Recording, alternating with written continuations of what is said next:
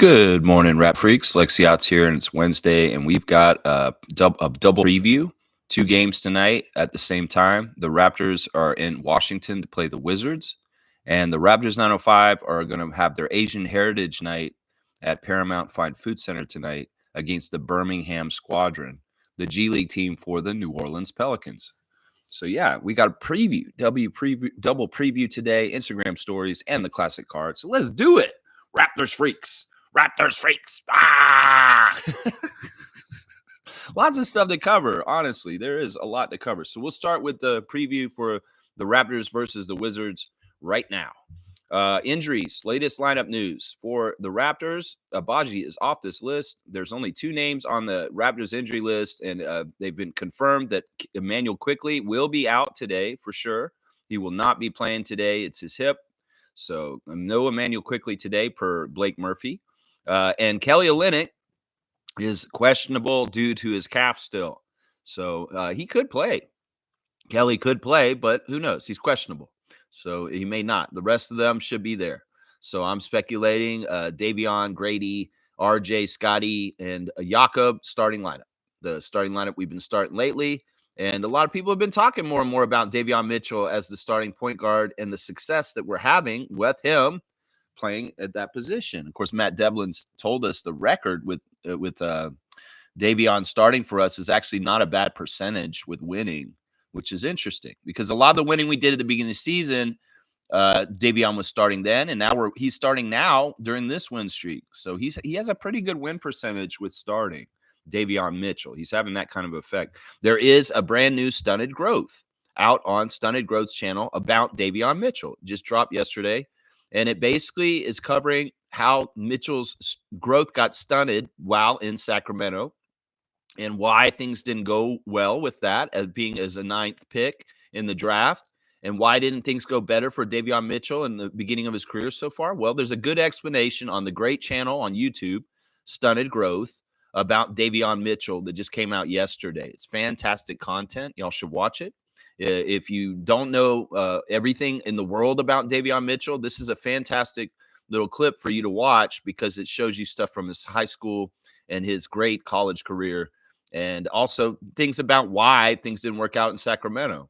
And, well, it does leave it ended open at the end saying that, well, Davion has a new chapter in Toronto that he can write, and it's still not totally done. His growth is not stunted to the point where he's out of the league. He still has a chance to make something happen. Now, the way he talks about it, though, he acts like Davion Mitchell is supposed to be a superstar or something like that. Well, Davion Mitchell's a role player. And as you put out in the content, rightfully so, Stunted Growth, he does need to get his offense better in certain ways. But to me, I'm seeing signs of it. You know, a lot of the open shots he takes as a Raptor, he's nailing them. And he's shown a really quick first step to the basket to beat the defender to get layups and really on quick moves. So his offense is developing still.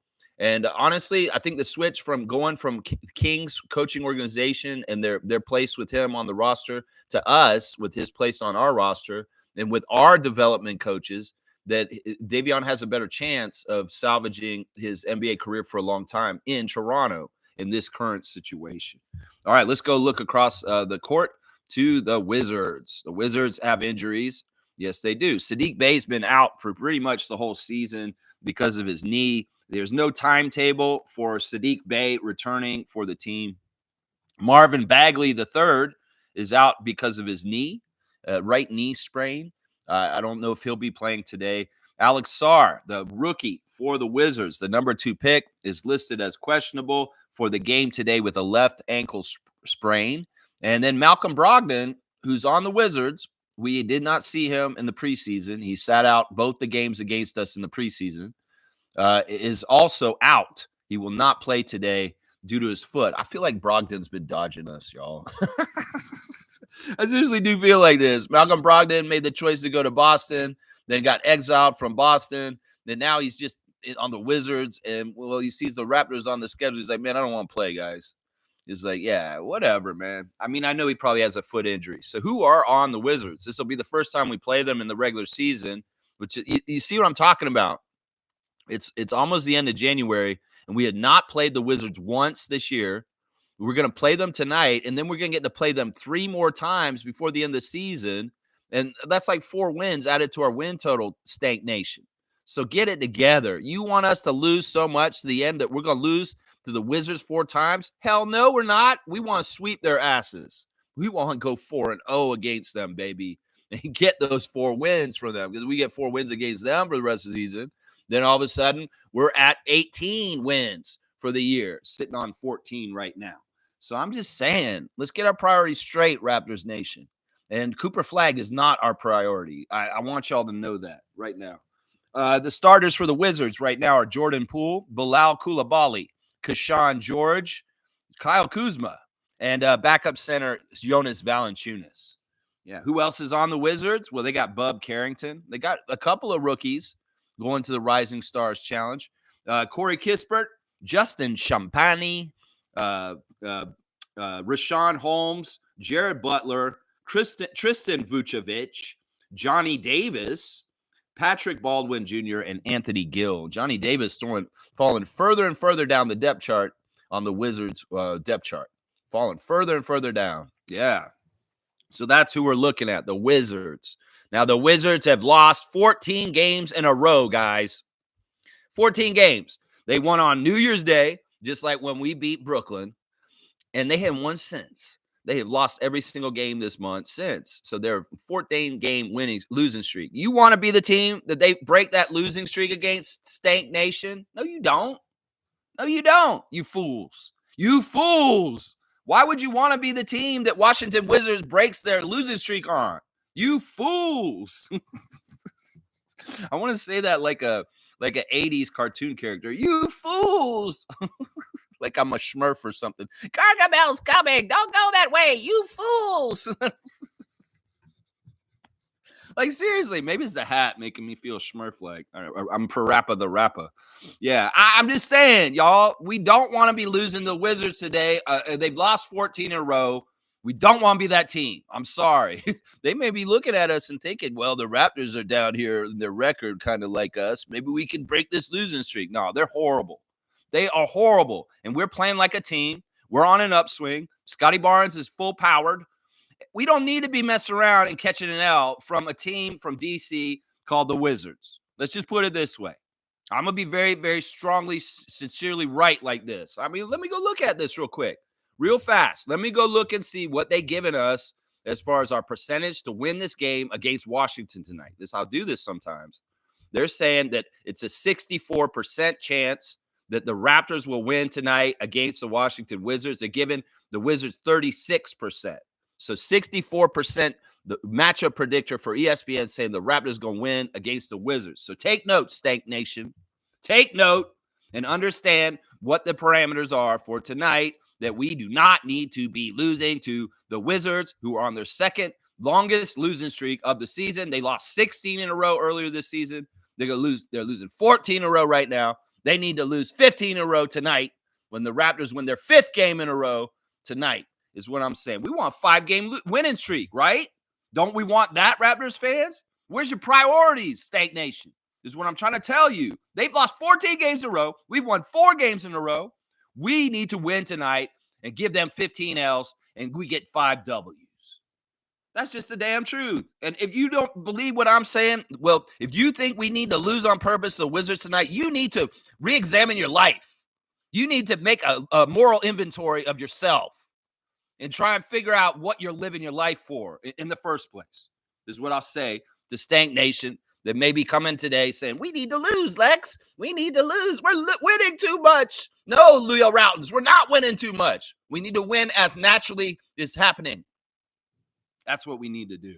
All right, let's go over the referees. First of all, the refs for the G League game, Birmingham versus Raptors 905 out in 905 land.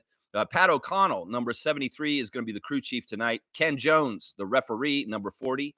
And Paul Toomey, number 74, is the umpire. So all-male ref crew for this one. Pat O'Connell, Ken Jones, and Paul Toomey will be in Mississauga tonight to referee that game. And Blake Murphy has made it known that this is what directions of where people have gone. Jacoby Walter is with the Raptors in Washington. So Jacoby is actually in Washington, I think. Or wait, did you resend that, Blake? Because you said that. Yeah, hang on. Here it is. Yeah, Jacoby is with them in Washington. Jonathan, Jameson, AJ, and Ulrich are all with the 905. So they'll be playing against the Birmingham Squadron, Mobo, Ulrich, Lawson, and Battle. But Jacoby Walter was routed to Washington to be with the Raptors. So Jacoby Walter is with the big squad, just so y'all know. All right, here's the referees for the big game. Tonight's crew chief is the Lithuanian crew chief, the guy from Kaunas, number 50 in his 10th season. Gediminas Petraeus is our referee crew chief tonight. His favorite TV show is Narcos. He likes the movie Coming to America. He listens to Swedish House Mafia. His favorite book is The Great Gatsby. He likes to eat cepalini. He works out on Peloton. He would like to visit Iceland. His bucket list is cycle in the French Alps, and he's a good ballroom dancer. Gediminas officiated in the 2015 NBA G League Finals as part of a 3-year stint in the NBA's official minor league. He's also served as a FIBA ref. So he's been a FIBA ref. Yeah, Giamidis is not bad. I like Giamidis. He's the best ref for the Raptors today. We lost the only game he's refereed this season for us, but we win 60% of our games with Giamidis involved. And this is surprising to me. The Wizards win 53% of their games. They actually have a winning percentage with Giamidis in the last 9 years, which to me is shocking because the Wizards have been like a 200, 300 team this whole time. And somehow, some way, they have a winning record with our crew chief tonight. So the split is 60 to 53 for the Raptors still. But yeah, it's weird that he has such a high win percentage for Washington. 53% winning percentage. That's very strange. The second ref is a senior ref, 30 years in the league. The vet, Sean Corbin, number 33 out of Baltimore, Maryland. His favorite TV show is Perry Mason. That's how you know he's old. His favorite TV show is a black and white TV show that starred Raymond Burr. And he was the original Matlock. I'm telling y'all, this is like Matlock's granddad that Sean Corbin's be watching, Perry Mason. We need Perry Mason. Okay, Ozzy, that's right. Favorite movies are the Godfather movies. He likes to listen to Ben Tankard. I'm not sure who that is. His favorite book is Why Does Everything Have to Be About Race? His favorite meal is steak and lobster. He likes the app News. He'd most like to visit Johannesburg. His bucket list is to drive cross country in RV, and his hidden talent is cooking. This man can cook. That's right.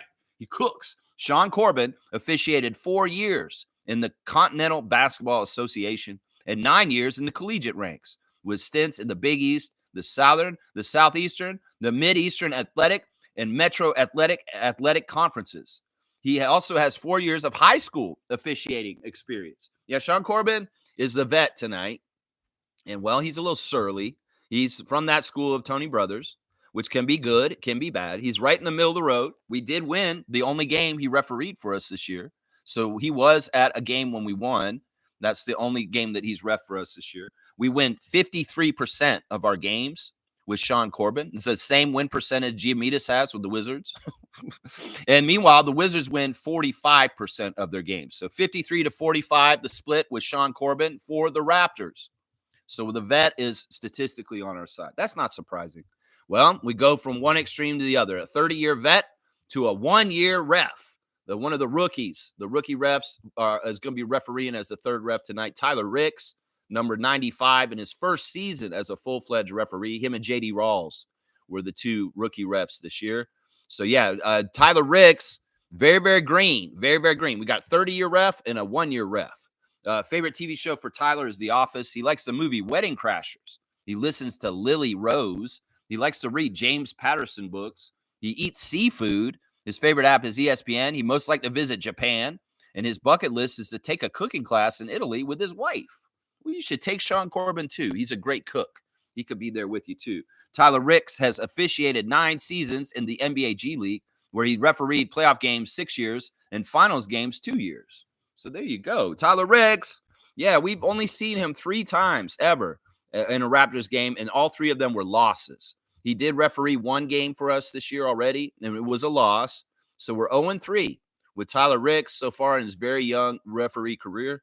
Meanwhile, with the Wizards, he's 2-6. So he actually has a 25% winning percentage with the Wizards. They've won 2 games out of 2-4, I believe is what they are. 2-4. 2-4. So, or wait, 2-6. No, they're 2-6. 2-6. So the split is 0-25 for the Wizards with the rookie ref, but he's barely ref. And all 3 games so far have been Raptors losses with them. So there's your ref report. It's a weird crew. It's like we got a very, very old crew ref with a 30-year career, Sean Corbin, and then 1 year in Tyler Ricks, and then you got Giamidis. And Giamidis is not a bad crew chief, honestly. He's an up and up kind of referee that I think he's a pretty good guy. I don't mind him at all. So there's your ref report for tonight. Sean Corbin, Tyler Ricks, Giamidis, Petratus. Yeah, Petratus. All right, let's see what y'all are saying in the chat. And now that we got the preview out of the way. Trevor J saying happiness is choice, not a result. Nothing will make you happy until you choose to be happy. No person will make you happy unless you decide to be happy. Your happiness will not come to you. It can only come from you. Yeah, this is true. This is all very, very true. The key to happiness is making the best of any situation that you're in. It's, every situation is neither good or bad. It's how much you want to put into it. Sure, some situations may be more uncomfortable than other situations. But if you really get Zen and go into weird Buddhist space, you can zone out and make anything stark or difficult easy and overpower it with your mind because you chose to be happy even so. That's the craziest thing. There's people that live in horrible, horrible living conditions right now around this world that are happier than people that live with all the riches and luxuries in the world. Why is that? It's because they get it, because they understand they may have nothing. They may be subjugated to fascism or maybe even bad things like dictators or things like that. But they may not have anything, but they have happiness because they derive it for themselves, even in their not as comfortable situation. And there could be people that have everything in the world handed to them and then no troubles in the world, and they are more miserable than those people that I just described before. That's what I'm saying. Happiness can't be bought. Happiness cannot be derived from someone else. Happiness cannot be brought from material goods or things. Happiness is derived from inside yourself, and it's a choice. It's a choice you can make every single day. Thank you, Trevor J, for your words of wisdom. They're fantastic. I appreciate them. Yeah, Trevor's saying happy for Grady as a rising star. That's right. We found out yesterday the big news. The Rising Stars Challenge names were released, and Grady Dick is on the sophomore team. I predicted this about a month ago, saying that Grady has a better chance of making the Rising Stars than Scotty does the All-Star. But who knows? Scotty's really making his case recently to be an all-star, and he might get that team still. Watch, because he is playing at a huge high level right now. And especially if they're going to win a lot right before the all-star break, those coaches and the people that decide the bench may actually include Scotty just because of this late surge of winning that the Raptors are doing right now. That's another thing I'd tell Stank Nation. Do you want Scotty Barnes to get his second all-star in a row? Do you want him to be a perennial all-star? Well, let them win so he can look good, and then he can be an all-star again. Because I'm going to tell you right now, if they went by y'all's plans, he would be nowhere near that all-star game. That's right, you stankies. That's what I say. If you want to lose right now, Scotty ain't going to all-star. That's your trade-off, idiots. You don't want us to win? Well, Scotty ain't going to all-star then, you jerks. That's what I say to them. So happy for Grady. They're getting on the plane yesterday, and they showed a little open gym moment where Darko announced to the team that Grady has made all rising stars. Grady feels this, man. I'm going to tell you this right now. It's been a journey for Grady Dick. His rookie year, the first half was marred with a lot of confusion and not very good things. And the second half was amazing, and he took off. That's why last year he was nowhere in consideration to be in this game, because in his rookie year, his first half of his rookie year was garbage, and he was nowhere near on the radar. Well, let's see how things come around. And now he's in this game, and he is going to be on the sophomore team with Victor Wembanyama, although they're not chosen that way. They do a pool, and they pick 3 teams from the rookies and sophomores mixed all together. And then there's the G League team that is the 4th team, and they play a little mini tournament. And the 4 teams play 2 teams against each other, 2 teams against each other. And then the winners of those 2 games play in the finals. And then the winner of the finals will go to Sunday's tournament on All-Star Sunday and play the 3 teams that are the All-Star teams in a little mini 4-team tournament also.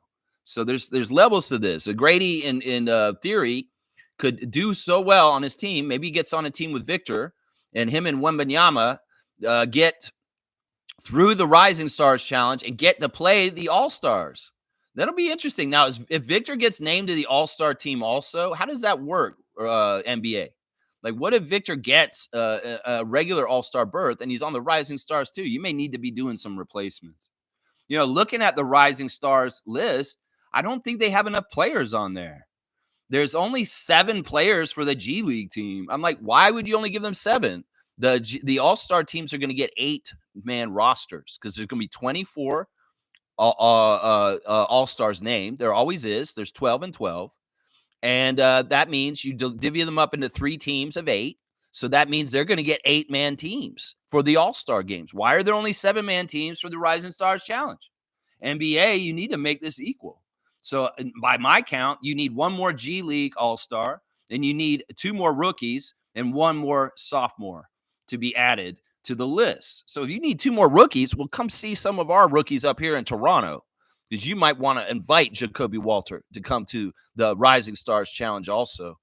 I'm just going to say this right now. I mean, why wouldn't you have 8-man teams for all of the Rising Stars and the All-Star tournament? That seems only fair because those All-Star teams are going to have 8 players, 3 guys off the bench, 5 starters. So get your shit together, NBA. You didn't do the math right. You need 1 more G League All-Star, and you need 3 more Rising Stars, by my count, looking at those lists. Yeah, the lists are fine. The players that are on there, they are who they are, although I don't like how they ignore our Raptor rookies as far as, like, you could include at least one of our guys, Jamal Shed maybe. Either Shed or Walter should be on that rookie team, as far as I'm concerned, NBA. Seriously. Of course, the Wizards, who we're playing tonight, has a couple players on the team. They've got Bub Carrington going to be playing in this, and Alex Sarr. So they got 2 of their rookies. They're going to be on the rookie team, the team we're playing tonight. The worst team in the league has 2 rookies on this team. Why can't we have a rookie on this team? Come on, NBA. That's what I'm saying right now. Very, very happy for Grady, and all of his teammates are too. In fact, let's go look at the Instagram stories. It'll tell you exactly how happy they are. First of all, Jacoby Walter has some really funny posts on Instagram today. He's got a post series of him and Jamal Shed and different Raptors cheesing for the camera, because Jacoby likes to do cheesy smiles for the camera. And there's a cool photo montage on his Instagram profile of him making cheesy smiles for the camera at lineup for the anthems or any place. There's like different places with his teammates. He's smiling and making cheesy smiles. So you go on then, Jacoby Walter. You're awesome. There he is with Davion. Looks like they're having a moment of prayer. There we go. There's a Toronto Tempo shirt. I like this one Tempo shirt with the basketball going through the chain and the Tempo name on it. And it has the date of when they're established. In some ways, this looks very vintage, like 90s NBA gear. And in some ways, this may be like an original shirt that people designate as this is original Toronto Tempo gear. Is this one gray shirt with the purple Tempo name with the basketball going through the chain net. So, yeah, if you know the shirt I'm talking about, I'm seeing it more and more on different people. I like it. I think that this may be like definitely known as an original Tempo gear kind of thing. There's more people sending in their pictures of getting the Toronto Tempo gear and rocking it right now. That's right. We're getting this going. There's Emmanuel Quickly celebrating Rising Star, Grady Dick. There's Chris Boucher celebrating Rising Star, Grady Dick. Also, Slim Duck's got his shotgun mannerism on his thing. People filmed it and they put it up there. Yeah. And he's got a rap battle where the wordplay was crazy.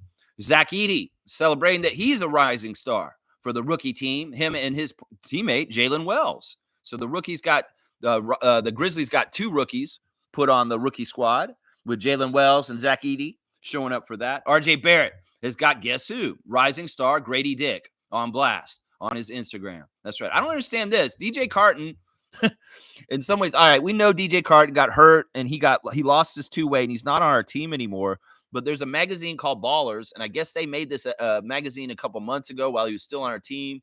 But they have an issue out with DJ Carton wearing the Raptors purple jersey on the cover. In some ways, that's got to be awkward. DJ, we love you. You're always going to be a Raptor in our history, and you will always be an NBA player because you did make the NBA, my guy. But in some ways, I get it, man. This is awkward. You had a magazine cover in the works before you got cut, and now it's out and it's on newsstands. Ballers Magazine, January issue. DJ Carton, Mind Over Matter.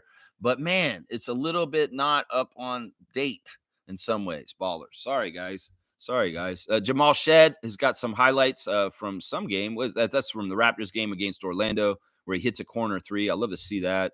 There he is. Some more highlights of Jamal put up there. Maybe your path is harder because your calling is higher, is what he's posted there. And there's he's posting Chris Boucher, Merchant. And there's the Rising Stars. Very good, GD, is what Jamal Shed saying to Grady Dick on that. All right, so the Raptors 905 got asked questions. Who's most likely to forget their jersey? Who's most likely to miss the bus? They're asking all these crazy questions, 905, about their teammates. And they're saying a lot of the answers are Frank Kaminsky, and a lot of the answers are also Uroshamshe. Raptors 905 giving props to Grady Dick for being a rising star on their official account. AJ Lawson with a warm-up pic of him on 905. There's Grady posting his own blessing of being a rising star, the NBA's announcement. And then he's got the sophomore Grady Dick NBA All-Star post there. Beautiful. And then there's the moment from Open Gym where Darko, with his nice new haircut on the airplane, telling everybody that Grady has become a rising star for the All-Stars. This may be the only representative we have for the All-Stars, unfortunately, guys. I don't know. You know what I would like to see, since he's going there, is I'd like to see Grady get in the three-point shootout too. Like, seriously, if he's going to be there already and he's one of the best three-point shooters in the league, NBA, I dare you to let Grady Dick in the three-point competition. I dare you. I know you probably won't because you do not want the chance of another Raptors three-point champion like Jason Capono before. But would you put him in that competition? Would you let Grady Dick three-point shoot out with Steph Curry and Sabrina Ionescu or whoever else is coming there? I want to see it.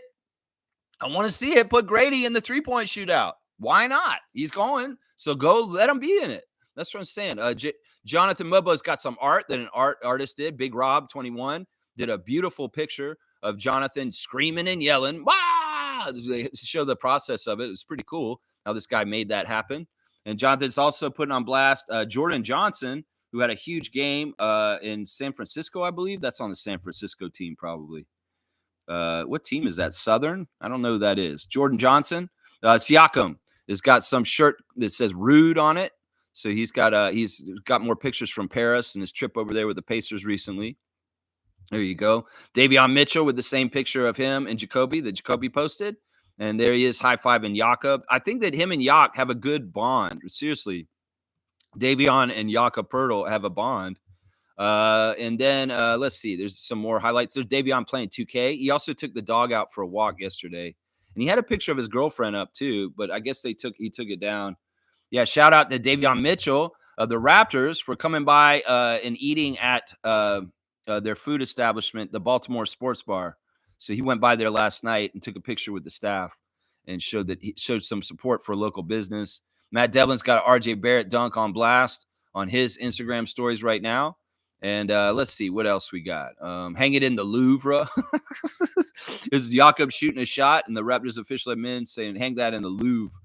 Scotty Barnes celebrating Grady Dick, #1 on his Rising Stars invitation. And there's Scotty coming into the starting lineup call, dapping all his teammates and yelling, screaming at the crowd. There's Jamal McGlure, who's put on blast something that was dropped yesterday. It was so beautiful. It just made my day. The new Open Gym came out yesterday, and it's a recollecting and revisiting the past with our Groats, Kalo, and Debo. And it's so beautiful, man. That episode is so good. It's so important for us to have this episode because in some ways, I know the championship's important to Raptors history. I know that 2019 is the most success that our team has ever had in its history. But it is important that Kawhi Leonard and his importance on our team does not overshadow the importance of DeMar DeRozan in our part of our history. What I'm saying is that this open gym episode shows the build to why we won the championship because of the bromance and the friendship of Kyle Lowry and DeMar DeRozan. And it's so fun to go back and revisit this brotherly love with these guys and see just how much fun and crazy they are. They tell some extra stories about things. DeMar talks about the influence of Kyle on him and him telling him to be more confident and doing different things a certain way. In some ways, it's completely true what Dwayne Casey says on this episode, where he says that DeMar needed Kyle to an extent to have bravado and kind of a swagger and kind of a killer instinct, that he brought it out in him. It's all true. But it's so important that Raptors fans that are newer, that maybe jumped on around the championship, understand why DeMar DeRozan is so important to our culture, our history, our franchise, and why his number 10 needs to be in our rafters. And yesterday in this episode, not only did Kyle reaffirm that he wants to sign a one-day contract as a Raptor and retire as a Raptor at the end of his career, because Toronto means everything to him, but DeMar let it be known in this open gym episode he wants to do exactly the same thing. That DeMar DeRozan, after everything that's happened with us, he's at a healed point where he loves Toronto so much that he wants to do the same damn thing Kyle Lowry wants to do. He wants to sign a one-day deal with the Raptors and retire as a Toronto Raptor. And you know what? Masai's going to let him do it. So happily will let him do it, because that will be healing for Ujiri also. That'll be healing for all of us to let DeMar be a Raptor once again. Man, that hit me when I heard DeMar say that in that open gym episode, because he had no reason to do that. And he is definitely the opposite of Vince Carter, is what I got to say right now. He's definitely the opposite, man. All right, I got to keep going before I get all verklempt, because seriously, DeMar DeRozan's a subject that will get me emotional. I'm sorry. It's just how it is. All right, let's see what else we got. Let's see. Norman Powell coming in the game with his Understand the Grind gear. Buy Understand the Grind if you want to support Playoff Powell, our former Raptor and great champion of our team. There's your Instagram stories real quick. Open gym. Holy crap. You guys are badasses. Thank you so much for that episode yesterday. It's exactly what I needed in the days and the way things have been going in 2025 so far. To get that Kyle and DeMar episode and have them sit together and pal around and joke and feel that bromance once again. I know they've done like 3 or 4 episodes on this subject, Kyle and DeMar on Open Gym. They did them back when they were on the team together. It doesn't matter. It's such an important integral relationship in the history of our franchise that we could revisit it every 5-10 years and I wouldn't care. We could see them in the old folks home sitting on the rocking chairs next to each other, open gym episode. I would still love it. That content would make my day. And I'm telling you, man, there's so much love DeMar has for Toronto. It's crazy, because the amount of pain we gave him was not enough to jade him and turn him on us and say, fuck Toronto forever. That's amazing, man. That dude is so emotionally mature. That guy has a very high emotional intelligence. And in some ways, he's one of the best role models in sports ever. Not even currently, ever in the history of the world, ever in time. DeMar DeRozan is one of the greatest role models in the history of sports ever, is what I'm saying. Because he showed how to turn the other cheek in a place where you got done wrong. And that's something that's not easy to do. This is a world of injustices. It's not fair. There's a lot of bullshit going on right now. The DeMar DeRozan with grace showed, how you can act in these kind of situations, be the bigger person, and come out better for it. And that's who that is. That's why I love DeMar. And his book's so good. Above the Noise, go buy his book. It has a lot to do with it right there, too. There you go. There's your Instagram stories. Wow. Grady Dick, congratulations. I'm so proud of you. I knew you were a rising star. You're rising all right. Rising Dick. That's right. Let's keep going. Trevor saying, Orlando Robinson getting to another 10-day. Happy game day. Let's do it again. Yeah, this was just right. Orlando deserved it. He's played fantastic in the last 2 games. He's only had 2-game tryout, really. And in both games, he was phenomenal. And this is what's right. If they're not doing something with this draft roster spot for a trade or anything like that, give the guy another chance. The continuity will be good, because who knows? He may latch on and may be a center on our team on a contract, more than a 10-day contract soon, because he's fitting in and he is very useful, which he is. So I'm very, very happy for Orlando Robinson. I'd like to see you beat up on Jonas Valanciunas tonight.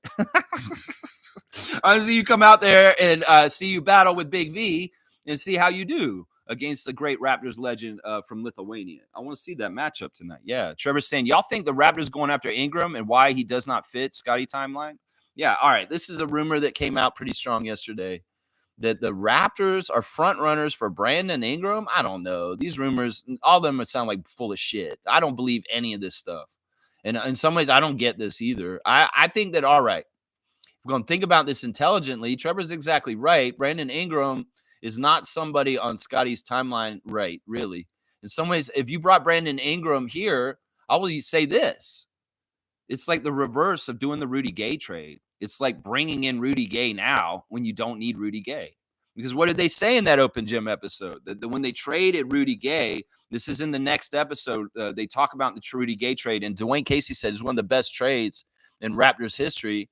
No offense to Rudy Gay is what he says. But this really helped our team because Rudy was the same player as DeMar. And this is so true. When they were playing together, Rudy Gay was taken away from DeMar's growth and development. And that trade had to happen. And without trading Rudy Gay to Sacramento for Chuck Hayes, Gravis Vasquez, John Salmons, and Patrick Patterson, DeMar DeRozan wouldn't have became the player that he grew into because Rudy Gay would have been in the way. Well, that's what I would say about this. This is like a reverse Rudy Gay move if we get Brandon Ingram. You're bringing in Rudy Gay to get in the way of RJ Barrett. And we ain't fucking doing that. I'm sorry. So all you trade heads that love trade talk and trade, this one's not realistic. This one does not make any fucking sense. This one, the money for Ingram's not worth the role that he would play for us. This one also is a reverse Rudy Gay trade. Nobody wants this. You can talk about how good the Rudy Gay trade was for the history of the Raptors. Well, we're going to talk about in the future, if we do this, how bad the Brandon Ingram trade was for the Raptors. Because it's the reverse of the Rudy Gay trade. So, survey says, Nah, Richard Dawson. Nah, we ain't getting this one.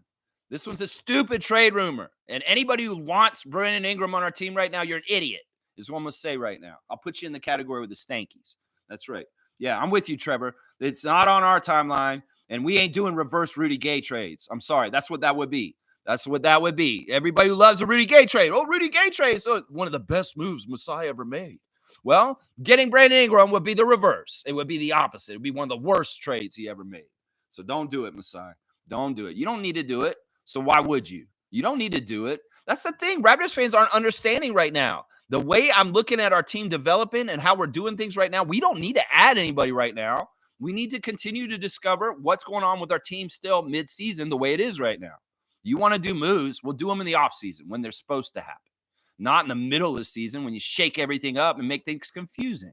Like last year in the wedgie year when we made all kinds of crazy, huge trades in the middle of the day on the day of games, trading OG Anunoby right before we go and lose to a pitiful Detroit Pistons team. We don't need to make no big trades during the season. We're not in that kind of position.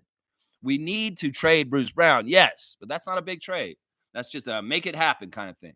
But otherwise, I don't want to shake up this roster. The chemistry is too good. You bring in Brandon Ingram, he could be a problem. He could be an attitude problem. So I'm just saying, let's not fuck around with this. It ain't broke, don't fix it. And right now, our team is excelling and progressing at a very high level without needing to change it right now. We're going to tinker with the roster in the offseason. We'll let things happen at the time when they should, and it's not interfering with Coach Darko and mixing up his rotation, his roster, because right now things are going real good. He's got a really, really healthy roster, and they're clicking, and they're playing great defense off each other. I don't want to mess with it. It ain't broke, don't fix it. That's what I'm saying right now as far as trades for the Raptors. We can do the Bruce Brown because we need to for bookkeeping, but we don't need to be trading Jakob, Chris, Kelly, any of these guys more than Bruce is what I'm saying right now, unless it makes sense for what we got to do. Trevor's saying Brittany Griner has signed with a one-year deal with the Atlanta Dream. That's interesting. So she's going to leave Phoenix, not be a Mercury. A whole career played with the Mercury, a Hall of Fame career in the WNBA. And she's switching to the Atlanta Dream for a season. That's very interesting. Very, very interesting. Thank you for that news tip as far as where Brittany's going. Very, very happy for her. I always want good things for Miss Griner, especially from her history of what happened a couple years ago. G saying OG was defense first. And remember, he couldn't even dribble well. Look at him after some development. I think Davion can become a big success story for us. I think that's true too. I think that that's the thing that stunted growth may need to realize is that, like, look, Sacramento was letting him spin his wheels. They talked about how, the way when he came in there, it was all about De'Aaron Fox and Tyrese Halliburton. And the backcourt had no place for Davion in his rookie year. And he really got misused. At a certain point, Sacramento turned him into a defensive role player off the bench. And he really wasn't being utilized correctly at all.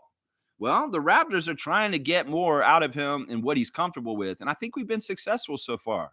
I feel like he is progressing. And I feel like there is some offense to be mined from Davion Mitchell still, that he's not just solely a defensive player. This guy can't, it may not be like a huge amount. He's not going to be a 20-point scorer. But if he can average double digits, like around 10, like regularly, that'd be good. Some games he's having goose eggs on offense still. And that is a problem. But, the other knock stunted growth had on Davion Mitchell is he's not a playmaker. I think that's full of shit, though. You said, well, he doesn't make threes. He doesn't play make, but he plays really good defense. That's all he does. No, that's bullshit. He is a playmaker. And in fact, this year we're seeing maybe that's the area he's getting more developed, just like RJ Barrett's getting developed. Like I found out the other day, this is crazy. RJ Barrett has the most assists in an NBA season ever right now in this season. He's already beaten his year high for assists on the Knicks in the middle of the season. He's going to shatter his record for assists in a year in the NBA. Because he's already met his record like in the middle of the season. So isn't that amazing? I'm just saying, RJ progressing with his playmaking. I think Davion is too on down low. And one of the things is I look at his assist to turnover ratio. That's the thing I always look at for all those point guards: Shed, Mitchell, Quickly, Gilliard, Chandler. I'm looking at all their assist to turnover ratios for every game they play. And Davion Mitchell's assist to turnover ratio this season has been very, very good. So stunted growth. I don't know. You may need to come watch Raptor games real quick and understand that Mitchell actually does have an underrated playmaking ability that you're not giving him credit for. Because seriously, I mean, he set our offense up from the start of the game very, very well by getting Jakob involved very early, RJ Barrett, Grady Dick, Scotty Barnes. And these guys are getting going in better starts lately in most of the games we've started lately. So, yeah, I'm just saying that right there. Yeah. Good point with that, G, as far as Davion and his further development under Darko's system as opposed to the Kings in their system. G saying, did you watch Open Gym? DeMar and Kyle North both want to retire as Raptors during one-day contract deal. I know. That blew me away. I love some of those stories. Like, I love the story about them going through the McDonald's drive-thru. And then I did this shit too. I was on a date with Stevie Roots' sister, and she was really drunk. And we were at a McDonald's over at Coxwell and Queen, the one down there at Queen, not far from Coxwell. And we wanted to get something from McDonald's. The restaurant was closed inside, so we were at the drive-thru window, but we didn't have a car. We walked up to it, and they wouldn't serve us. It's the same thing. It's McDonald's policy. So when DeMar and Kyle went to that McDonald's in the story they're telling, they tried to order McFlurries, and they wouldn't give them to them through the drive-thru without a car. So they got a guy on a motorcycle to order them for them and gave them to them. That's just like my life. I mean, I've done that too. That's so cool. Yeah, those guys are awesome, man. And Lowry, more and more, when you understand the psychology of who Kyle Lowry is, you love him more and more. You just love them more and more. And they really are like brotherly love. Like they said, they're the same person and different people. Like they understand how they think, each other thinks all the time. They're always on the same wavelength is what they said. Man, you know what I kind of want? I want to see Kyle and DeMar get to play together on the same team. I don't care if it's Raptors. In some ways it doesn't fit or make sense to bring both of them back here. But I love the stars to align where Kyle Lowry and DeMar DeRozan can play as teammates once more in this league on whatever team in the league. I don't care what team it is. It'd be a little gross if it was the Celtics. But I'm just saying that I would just love to see that these guys get to be together traveling as NBA teammates once again. It would just be awesome. I'd just love to see that for them. I really would. Nako saying Wizards are going to be good in like 2 years, but now they're pretty bad. I don't believe you. I do not believe you, Nako. You have not been watching the NBA long enough to understand the Wizards. No, this is not true, Nako. They're not going to be better in 2 years. They will not be. And I'll tell you why. I'll tell you exactly why. They're not going to be better in 2 years. It doesn't matter how bad they are. It doesn't matter how many good draft picks they get. They're going to fumble and they're going to mess up because they don't have a good front office. They don't have a good coach. They don't have a plan. They just draft the best talented players, and sometimes they don't even miss or have anything. No, Washington's a mess, bro. You cannot predict this. They're going to be horrible forever because they are not run well. They're one of the worst teams in the league. So you're crazy for thinking this. You think this just because they got Bub Carrington, Bilal Coulibaly, Alex Sarr, and all these young players? No, they're not. They're not. They're going to fumble developing them. They're going to be a mess, and they're not going to get anywhere. They're going to continue to be at the bottom of the Eastern Conference. So, no, Gerald, you're exactly wrong on this. This has been the Wizards for most of their franchise history. So I can't tell you they're going to get out of this. No, I can't tell you that. Detroit, I saw the signs that they were going to get out of it. Part of it was Casey. Casey being in Detroit started laying the foundation for the things that are happening this year with them under JB Bickerstaff. But let's not get it twisted. The Wizards are a whole other kit and caboodle, and they are not getting out of the cellar, bro. You're crazy if you think they're going to be good in 2 years. You're absolutely crazy. Fiercely saying, good morning, fam, and happy Tuesday. Let's get out the dub over the Wizards tonight. Sweep? Well, we haven't played them, but we haven't played them at all this season yet. So we don't get to sweep them until the end of March. We'll have 3 games against them in March. That's just how front-loaded our schedule was. They ain't giving us no Wizards games till the end of January, and 3 of them are in March? Yeah. You don't think they wanted us to get all messed up with a horrible, horrible schedule and be in a bad place by now so that we'd be all downtrodden and nowhere near trying to win when we have the easier games? That's what the NBA wanted, and that's why we need to win right now, Raptors fans, because they wanted us to be beaten down and torn apart and horrible and sad because we lost so much, but we kept it together because our coach is a badass. And our team leader, Scotty, is an awesome team leader. And we are going to go through the easy part of our schedule and win now because the plan was to downtrodden us and make us in a bad place so that we keep losing even when we got the easier opponents. Well, your plan backfired, schedule makers. The Raptors sailed the ship through the quagmire of your crazy-ass schedule, and they're still standing, and they're healthy, and they're rolling, and they're gelling, and they're ready to take the easy games and get W's. That's how it is right there. That's right. Let's go. Name was saying, after all these historic losses this season, it would be nice to keep this win streak going for a few more games. Yeah, we need to win tonight. No ifs, ands, and buts. I'm not playing this. I don't care what happens.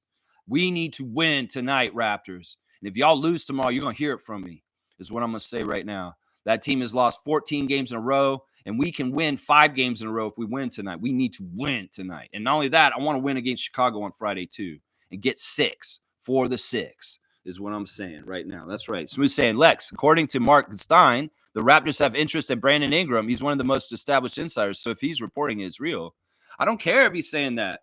Maybe there is interest. Maybe Bobby's just saying, like, yeah, okay, what would you want for Brandon Ingram? And they say, okay, this is what we want. And then Bobby said, okay, yeah, I'm not interested anymore. I don't know. Mark Stein could have heard something, but it doesn't mean that it's completely fire. He may have heard a little smoke. I mean, New Orleans was just in town. It's real easy for Mark Stein to kind of connect the dots and say, oh, well, New Orleans was talking to Toronto, and obviously they were in town, and Brandon Ingram's a problem. Maybe they were talking to them. I mean, that could be as much as Mark Stein knows. That the Pelicans were in town on Monday, played the Raptors, lost, and while they were in town, their front office talked to our front office and maybe felt them out on it. No, our front office is too smart to make this deal. Mark Stein can put that out there, but I feel like it's hot air. He is a reliable source. I won't disagree, but it doesn't mean this shit is going to happen. That's what I'm going to say right now. Let's think about this realistically. Like I said, Masai, if you listen to my show, this is the reverse Rudy Gay trade. You don't need to do this. Don't need to do this. Trust me. And that's because we love RJ. RJ's a real one. RJ's a 1 from the 6. Number 9 is from the 905 and the 6. And he deserves a spot on our team because he's busting an ass for a team. And you don't deserve no Brandon Ingram coming in here and making things all muddle, is what I'm saying. I'm thinking about RJ when I say this. That's what I'm saying. Yeah, Nameless saying, I can't imagine a 6 to 8 game win streak has been accomplished in some time. Yeah, we haven't had one of these in a while. This win streak that we're on right now is the best one we've had since 2023. The last time we had a win streak like this, Nick Nurse was our coach, guys. That's what I'm saying. That's why we need to go with this naturally and see it all the way through. And any tank commanders that want us to lose tonight, just shut the fuck up for one day, please. Please. Stargate saying, "Good morning, Raptor Freak family. Any thoughts on this rumor about the Raptors and Brandon Ingram?" Well, I've said a lot about it already. Apparently, he is interested in being traded to the Raptors, particularly because of our medical staff. Okay, so Ingram's interested in it. Man, I don't know. See, listen, all right, that is a good sign because in some ways, one of my questions would be, well, how wholehearted is Brandon Ingram in the idea of being on the Raptors? You know, in some ways, I don't trust him. I don't trust him for his health. I don't trust him for his cannabis smoking and seeing how high he looks on the bench all the time. I'm just saying, in some ways, I don't trust Brandon Ingram, but I do like him. In some ways, I recognize that that man is patterned his game after Kobe Bryant, and he plays in some very overpowering, powerful offensive ways. But once again, just because we get more talent and more big guns, it may muddle things and mess up the good swirl of chemistry that's going on in our team right now. So I don't know, man. That does make things a little bit more like, okay, I mean, if he's bought in, he wants to be in Toronto, he's got to understand there's a pecking order here, and he is not going to be top dog. It's going to be Scotty, and then RJ and Emmanuel above him, and then he's going to have to figure it out after that. And in some ways, there's no guarantee that he's going to be the leading scorer or he's going to get a majority of the minutes either. I can't give him any of those promises if he's coming here. If he's still okay with it, okay, maybe, but probably not, is what I'd say to this. It's not like we need his position. In some ways, this move would only be helping the Pelicans. It's not really helping us. It's like they have a problem with his salary and stuff like that. Okay, if we're sending Bruce Brown the other way and we're getting Brandon Ingram and not having to send much else, maybe I would do that deal because that is an upgrade. Bruce Brown to Brandon Ingram.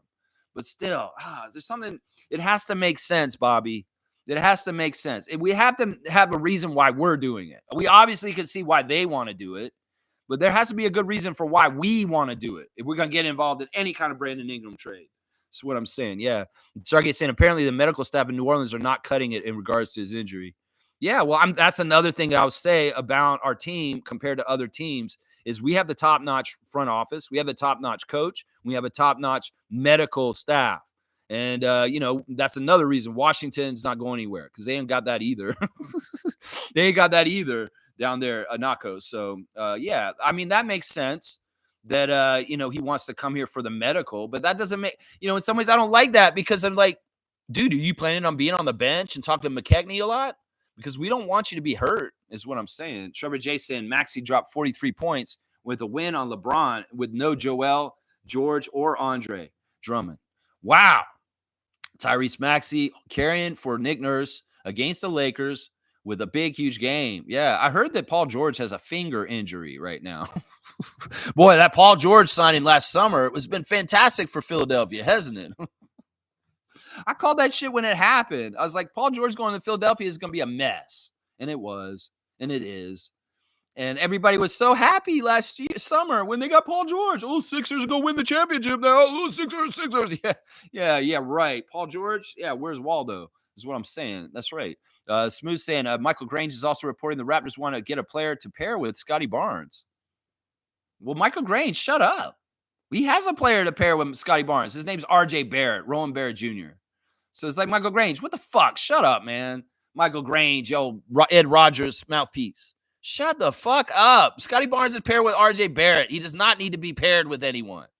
The pairing of RJ and Scotty is working very well. In some ways, I was like, if it ain't broke, don't fix it. So once again, I'm going to stand for my hometown hero, RJ Barrett, and fight off these trade rumors because in some ways, we want RJ to be happy. I want RJ to be in Toronto for a long time. And I want RJ to be able to do the role he's been doing already. And I don't need some other forward coming in like a Julius Randle or a Brandon Ingram and get in the way of RJ like he was gotten in the way of in New York. That's one of the reasons why RJ's playing so good is because he has nobody in competition with him for the role that he plays on our team. You bring in Brandon Ingram, he's going to make this a whole fucking mess is what I'm saying, Raptors fans. So think this through. If you're real one for our real one from Toronto, RJ, you be like me. Is what you're saying. I'm saying I don't need no Brandon Ingram. I've got Rowan Barrett Jr., a Canadian hero who plays for Team Canada and the Toronto Raptors. And some people may not value that.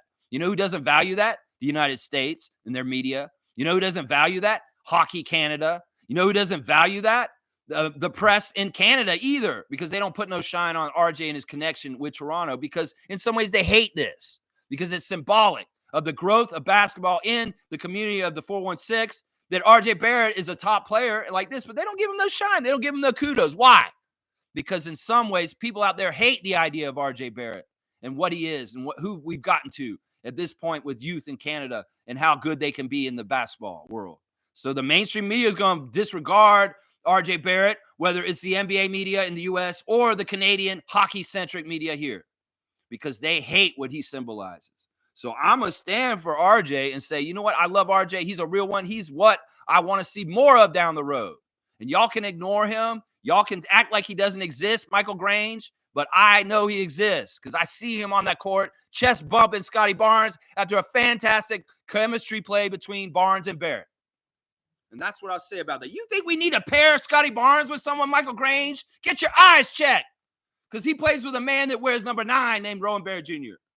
Get your eyes checked, Michael Grange, you dumbass. Fiercely saying, Grady, Grady, Grady. That's what they were doing on the plane when they announced that. Grady, Grady, Grady. Well deserved. That's right. It is true. Smith saying, have to think the Raptors trading for Ingram means there's already an extension in place. I don't think it's going to happen, Smooth. Y'all can get all into this, but I'm not going to believe this shit until it happens. And if it happens, I'll react then. And I may say some of the things I've already said today. This is a reverse Rudy Gay trade. This is a bad trade. It's a bad trade, Masai. Don't do it. Don't bail out the Pelicans just because they got toxic assets. Don't bail them out. We don't need to. I'd almost rather just keep Bruce in this situation, even though I don't like Bruce. I would rather keep Bruce than y'all trading Bruce just for the sake of trading him just to get Brandon Ingram. Fuck that shit. We don't need to do that. Seriously. We really don't need to do that.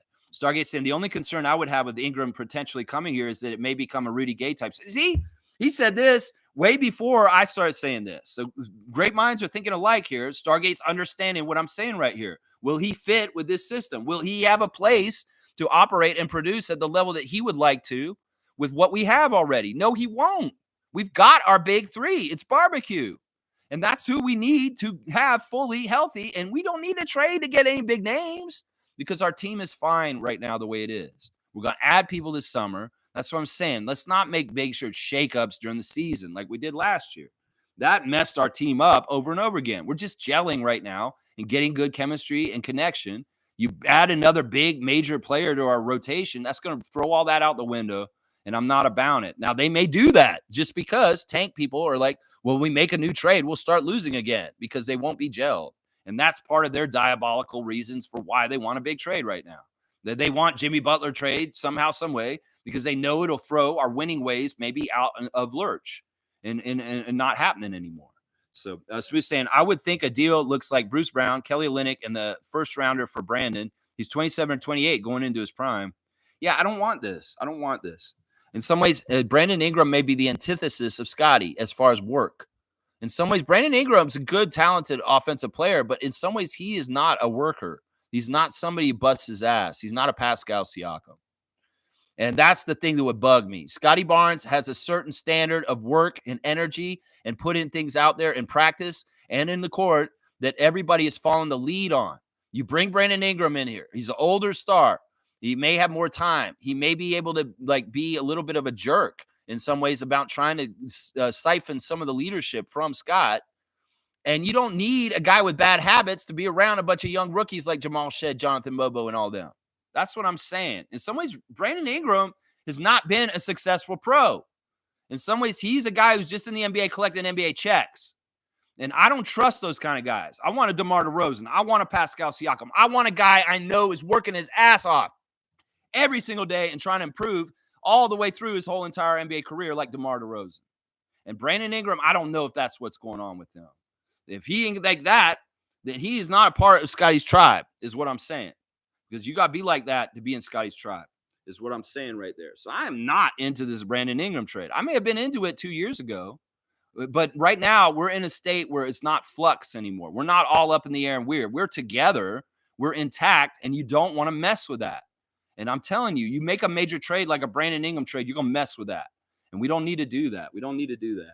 Shere Khan saying, good morning, Raptor Freak family. I just want to jump in and give my 2 cents. hoping to keep it going with the win streak. I hope so too. We should have 5 tonight. Tank Nation needs not worry too much. Atlanta got the first pick with very low odds. Raps Nation unite. There you go. I like that. Yeah, we're gonna pick wherever the lottery and the ping pong balls are going to show us. It's not like we get to choose where we pick, Tank Nation. The ping pong balls will determine this. We can hire percentages to be in certain places, but once again, Atlanta was a play-in team, and they ended up with the first pick in the draft. Shere Khan, I love seeing you in the chat, man. Smith saying Brandon loves Toronto, so there's that. I don't care. A lot of people love Toronto. Doesn't mean that they need to come play for us. No, it doesn't mean that. No, it doesn't. I love that he's enticed and wants to be here, but maybe it doesn't mean that he needs to be here. Maybe he likes being here because of nightlife, and he wants to come up here and be a nightlife guy, and he's not worried about going to OVO Center. He's worried about going down to Mosaic and the other places downtown Toronto than going to OVO Center and saying hi to Noah. That's what I would worry about. That, he loves Toronto. He loves Toronto. Yeah, I bet he does. He loves that nightlife. I don't want no nightlife guys here. I want guys going to OVO at 2 a.m. That's what I want. That's right. Name is saying Jacoby Walters' rookie season, albeit riddled with injury, has still been more impactful than Grady's. What does that mean to any of you? I think that in some ways, the learning curve has been different for both of them. And that's what it is. I think that Jacoby Walter in some ways was more physically ready for the NBA than Grady. I think part of it was his shoulder injury at the beginning of the year allowed Jacoby extra conditioning because he bulked up, really. I mean, if you look at what Jacoby Walter looked like at Summer League last summer for the Raptors, he was skinny. He didn't have any arms. And in between last July and now, he's bulked up like majorly. And I think that's the biggest difference is that Grady went through his bulk up around Christmas when he took that very intensive workout time around Christmas in his rookie year. And he came back stronger and better playing in the second half. Well, Jacoby did his bulk up at the beginning of the season while he was hurt and not able to play on the down low. And that is a big part of the difference right there. I agree with you. Jacoby Walter has had a much more successful rookie campaign than Grady Dick in the first half of it. But I would say this, Grady was extremely successful in the second half of his rookie year, and maybe better than Jacoby is doing now. But we could see Jacoby have an uptick in the second half of the season that matches Grady also. So, yeah, there are apples to oranges, but I think a lot of it just has to do with bulking up and when they did and the timing of it. And Grady's was around Christmas. Jacoby's was around September and October when he couldn't do nothing. Well, he was getting his body bigger at that time. That's right. Name is saying it should be telling to all of you or something. Wow, that's telling what I just said. Smooth saying, honestly, I don't know if trading him for him is worth it, but Stein reported it. Toronto's having real interest. Well, how many times does Mark Stein report interest on stories and it never happens? That's what I'll say also. Mark Stein's got to make material for his podcast and his articles. And in some ways, speculation and just getting rumors out there is his material. Doesn't mean that it's going to happen. Doesn't mean that it's true. Doesn't mean that it's anywhere near happening. So I'll say that. I mean, there may be some real interest, sure, but once again, Bobby Masai, they'll come into interviews and say, "Yeah, we have interest. We talk to people all the time," but it doesn't mean that they're actually going to do anything. I mean, Bobby's very coy about it. He's like, yeah, we have some phone calls and we talk to people, but sometimes things just don't have legs and they don't get anywhere. I mean, who knows what level of Mark Stein overheard about this? A source said that Pelicans execs were talking to Raptors execs on Monday around the game, and they were talking about Brandon Ingram. Okay, but we don't know what they said, and we don't know how serious it was. Bobby Webster's talking to everybody all the time. And I mean, if Mark Stein reported about all of it, it could very well be that Mark Stein's trying to help the Pelicans get Brandon Ingram unloaded. I mean, there's all kinds of reasons for this. Fiercely saying, I can honestly admit being emotional towards the end of the Open Gym episode, especially hearing how Kyle declared wanting to retire as a Raptor because Toronto gave him so much. Yeah, I knew Kyle wanted that, but hearing DeMar say it, because he had never said that until now, I think that has really been super healing since DeMar wrote his book. And that book tour he did when he came back to Toronto and he felt the love and the adulation from the Toronto crowd and realized that like any situation, sometimes, front office is not the fans. And when Masai traded him, that hurt us just as much as it hurt him. I was very depressed that summer, the summer before our championship in 2018. In fact, I was wondering whether I wanted to even watch the NBA ever again. I was so jaded and upset about how we did DeMar DeRozan when we traded him there. So in some ways, DeMar, I think he's wise enough to understand and separate the Raptors and their front office and their dealing of him to San Antonio from the fans who had nothing to do with it. And that's a big thing that drives his connection to our city and our fans and our in Toronto is he knows that we didn't have nothing to do with what happened to him. And in some ways, being mad at us is just not healthy or right, because in some ways the love that is shared between Raptors Nation and DeMar DeRozan is pure, true, and just he deserves to feel it, is what I'm saying. So yeah, Fiercey, I was very emotional. In fact, I get emotional just talking about this right now with you guys on the stream live. So Randolph saying, game day blessings, beloved Raptor Freaks, most informative gang. Looking forward with hope and great optimism. Will always fuel your efforts to keep on preparing towards your goal, forward towards your goals. I like that.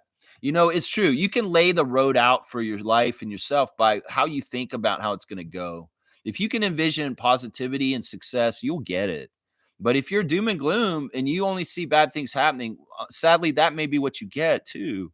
So really carve out a future and be a visionary for yourself in a positive way by building a future in your head that you can see in the future that's going to be fantastic.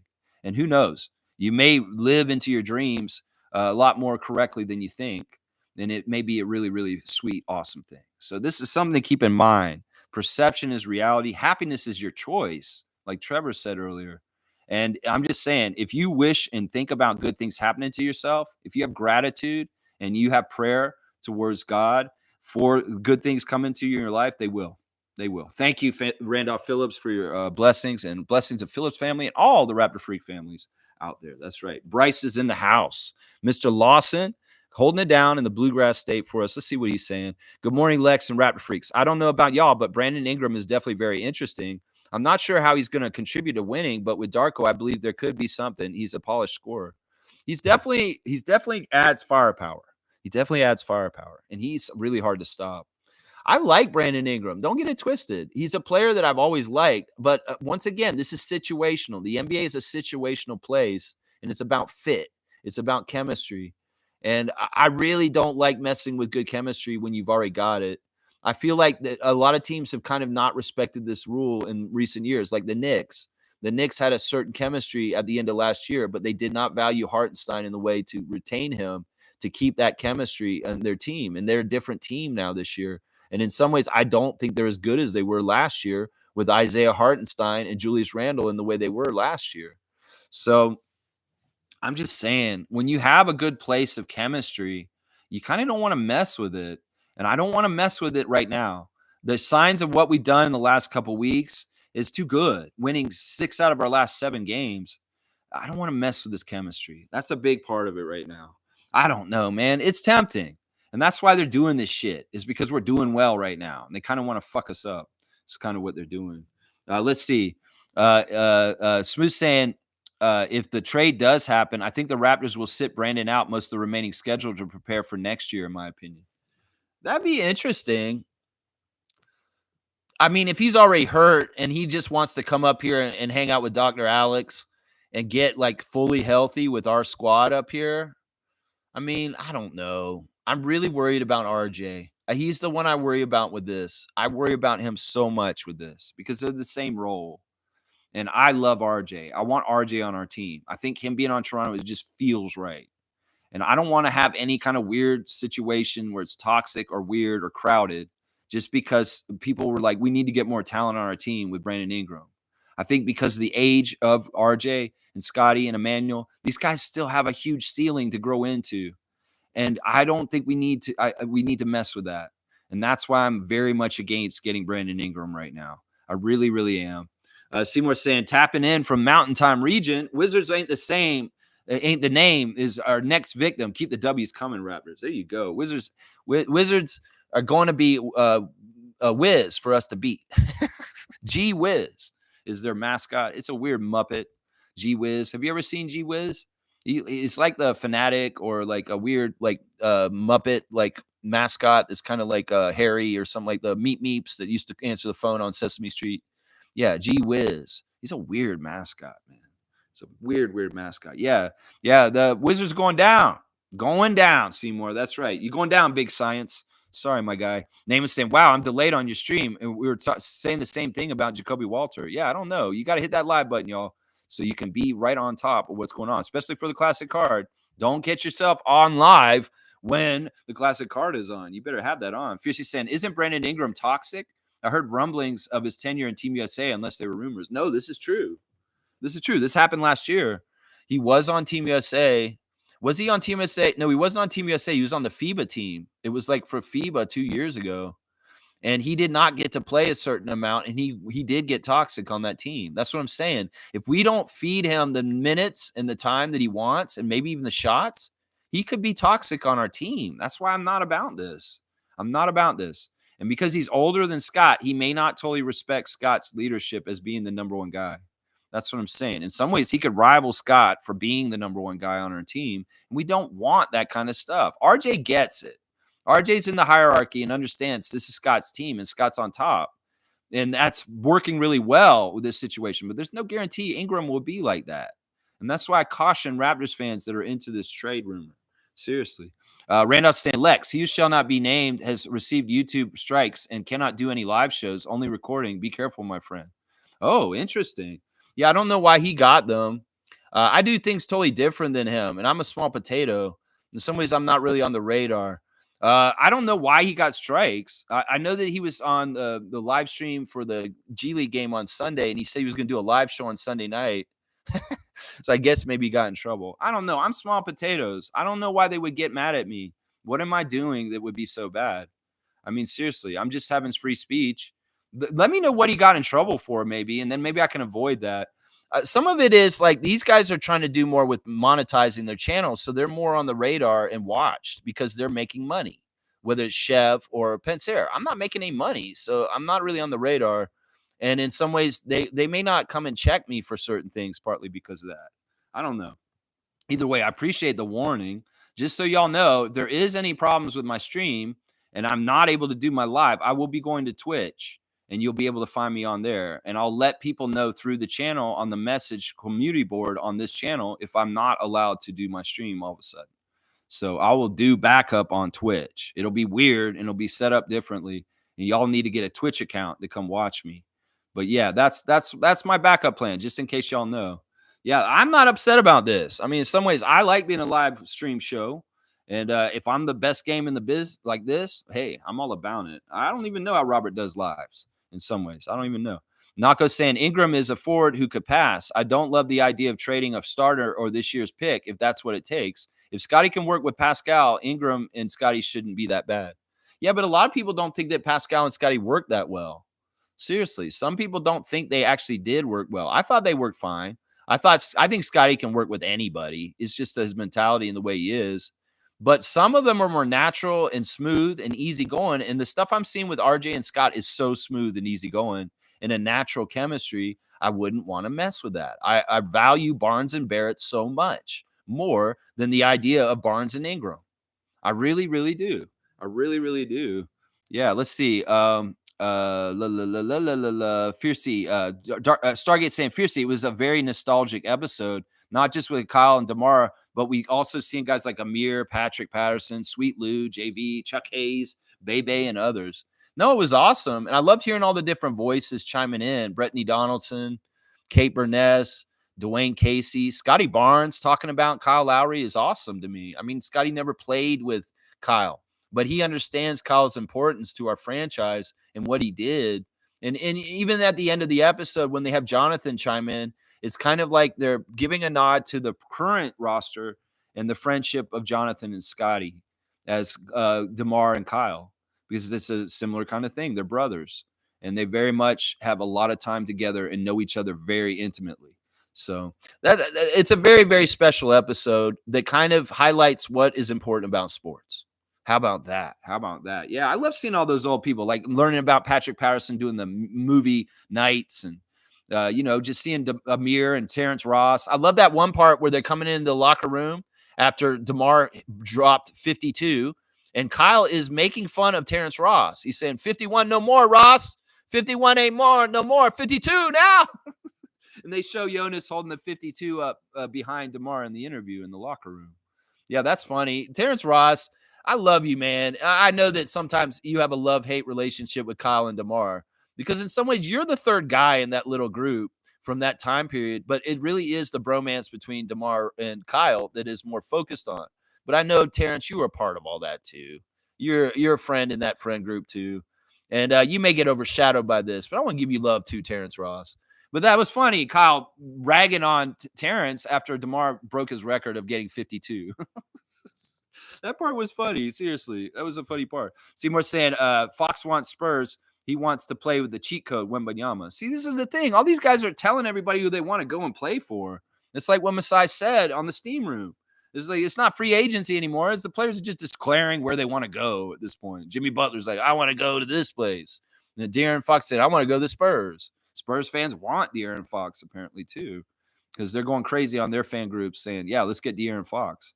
Name is saying Grady is going to set and break NBA three-point records during his tenure, whose entire career I predict will be played in Toronto. I hope that's true. You know, out of all of our players right now, Grady's the one I worry about the most not being a Raptor in the future because in some ways the signs are there that he will get stolen away from us. I hate that. In some ways, I'm not totally sure that Grady's going to be loyal to us either. I love Grady. I think that Grady really appreciates the opportunity that Masai and the Toronto Raptors have given him. But let's not get it twisted. In some ways, I worry about Grady being a Chris Bosh or Vince Carter down the road, just so y'all know. I worry about him more than Scott, honestly. I really do. I think Grady, you're right about Grady. What I want to see this All-Star weekend is that he is absolutely a badass in the Rising Stars Challenge, and he opens up a bunch of eyes to see just how good he is, and that he's getting overshadowed and overlooked, and that his spot on this team for the Rising Stars is not a joke, that he very much belongs there, because that stage will make him look real good if he can pull some stuff off. And not only do I want him to hit really good open threes and his mid-range shots, I want him to attack the rim. I want him to go there and do something like what he's been doing recently with attacking the rim and show them that he's not just a three-point shooter, because this is a big stage for Grady Dick to get his name and his brand out there at All-Star Weekend. And if his team gets through the Rising Stars tournament and plays on Sunday too, that is an even higher stage of exposure for young Grady Dick. And I would love to see that. Especially, I'd love to see him get on the team with Victor and him get very far in this tournament and get all the way. I mean, it'd be awesome if he won the whole thing. And that's possible. That's the craziest thing. A Rising Stars team could win the All-Star game, guys, because the way it's set up. The winner of Friday night gets to go to Sunday and play against three regular All-Star teams. The Rising Stars All-Star team could feasibly win the Sunday and be the All-Star champions. And they're not even the All-Stars. Isn't that crazy? I'm rooting for this shit because I root for the underdog. I would love to see the Rising Stars team that goes to Sunday to win the whole damn thing and show those jaded old vets that don't try at the All-Star game that they need to get their act in gear, because these youngsters are coming to show them up and they're going to embarrass them in the All-Star game and beat the All-Stars. Oh, I love that. I love that. That'd be the comeuppance. That'd be the wake-up call for the NBA All-Stars to get their ass in gear and play a real All-Star game, because them Rising Stars came and kicked their ass. I love that. That'd be awesome, man. That would be so, so awesome. G. St. Randolph, what gets someone a strike? I don't know. I think sometimes it's cussing. I don't even know what gets you a strike. I mean, for free speech, I mean, we're really going the direction we're going in the United States. It could be that there's going to be real problems with free speech soon, guys. Real problems. In some ways, as a free speech advocate myself, you know, I will worry about this. Seriously. It's like these tech giants are with Trump. And if they're going to start doing weird things with Facebook, Google, Meta, X, you know, we need to be watching out online, seriously, right now, because there's some very evil billionaires that are in charge of our tech. And they're turning into people like Lex Luthor and like the Legion of Doom. I'm telling you, man, these guys are not good people. Mark Zuckerberg and Jeff Bezos and Elon Musk. They're not good people. All right, let's keep going.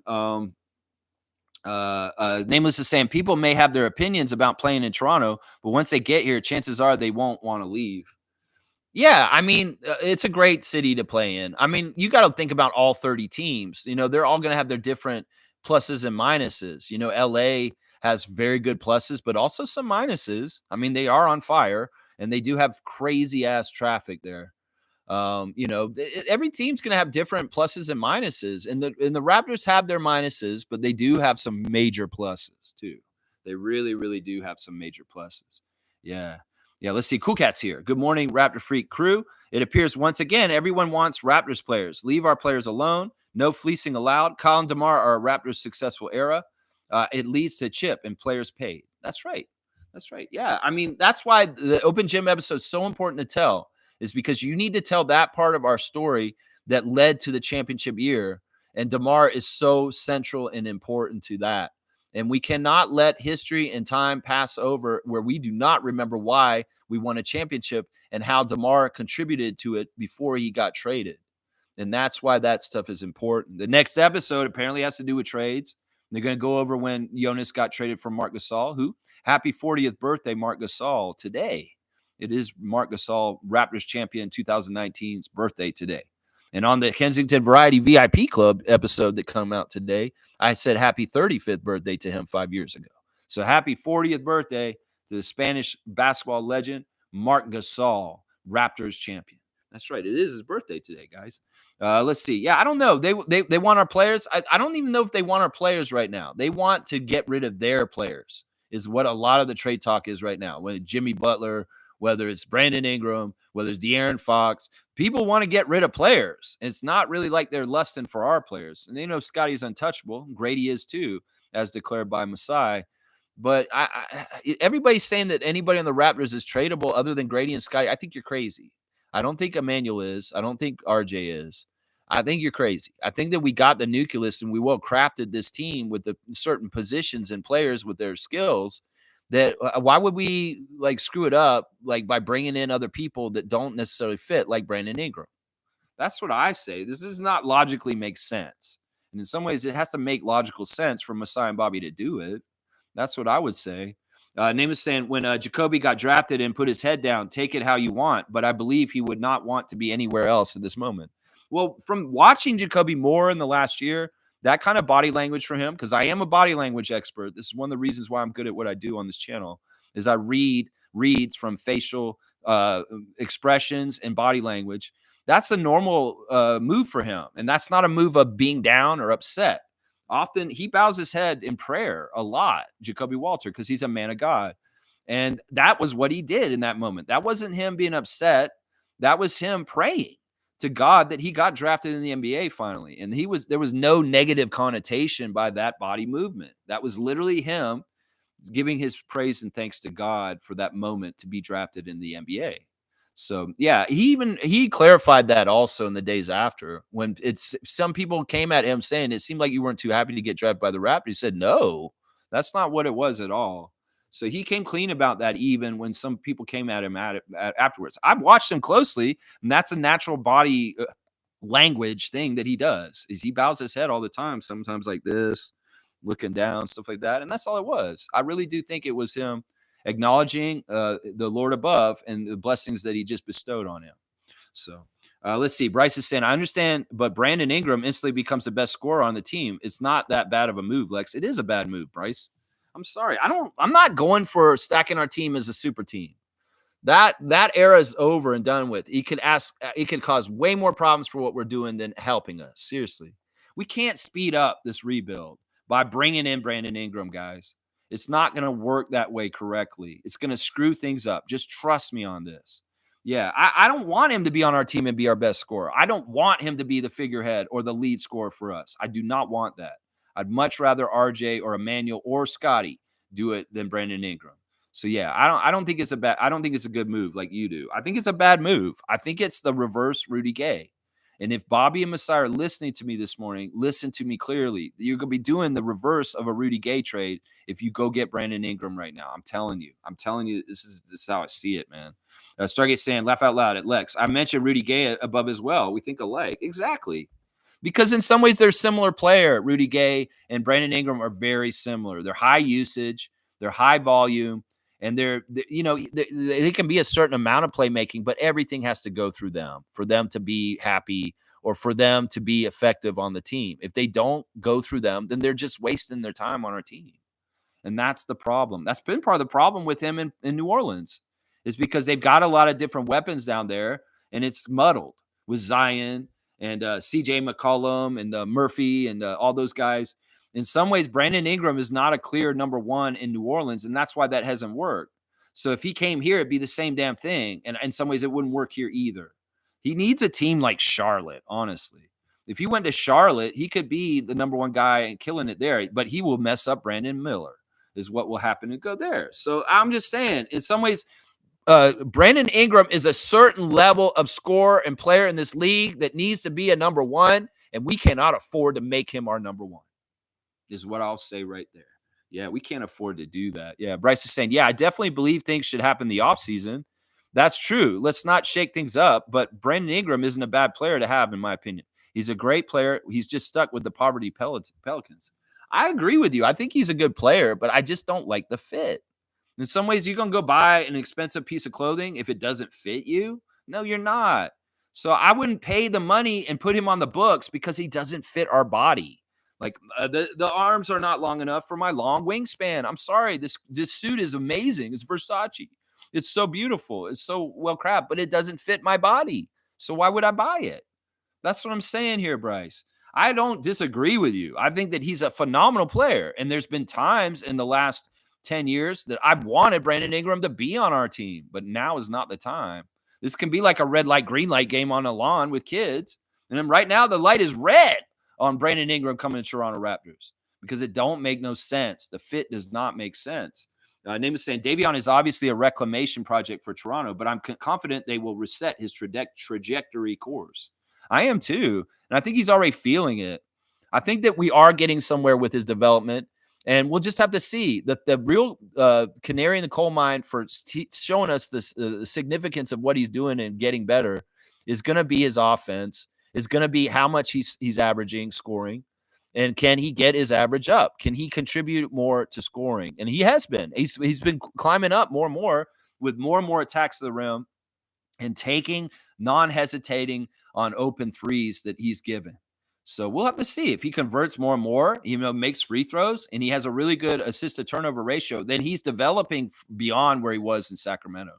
And Darko has another development success story, is what I'm saying. Yeah.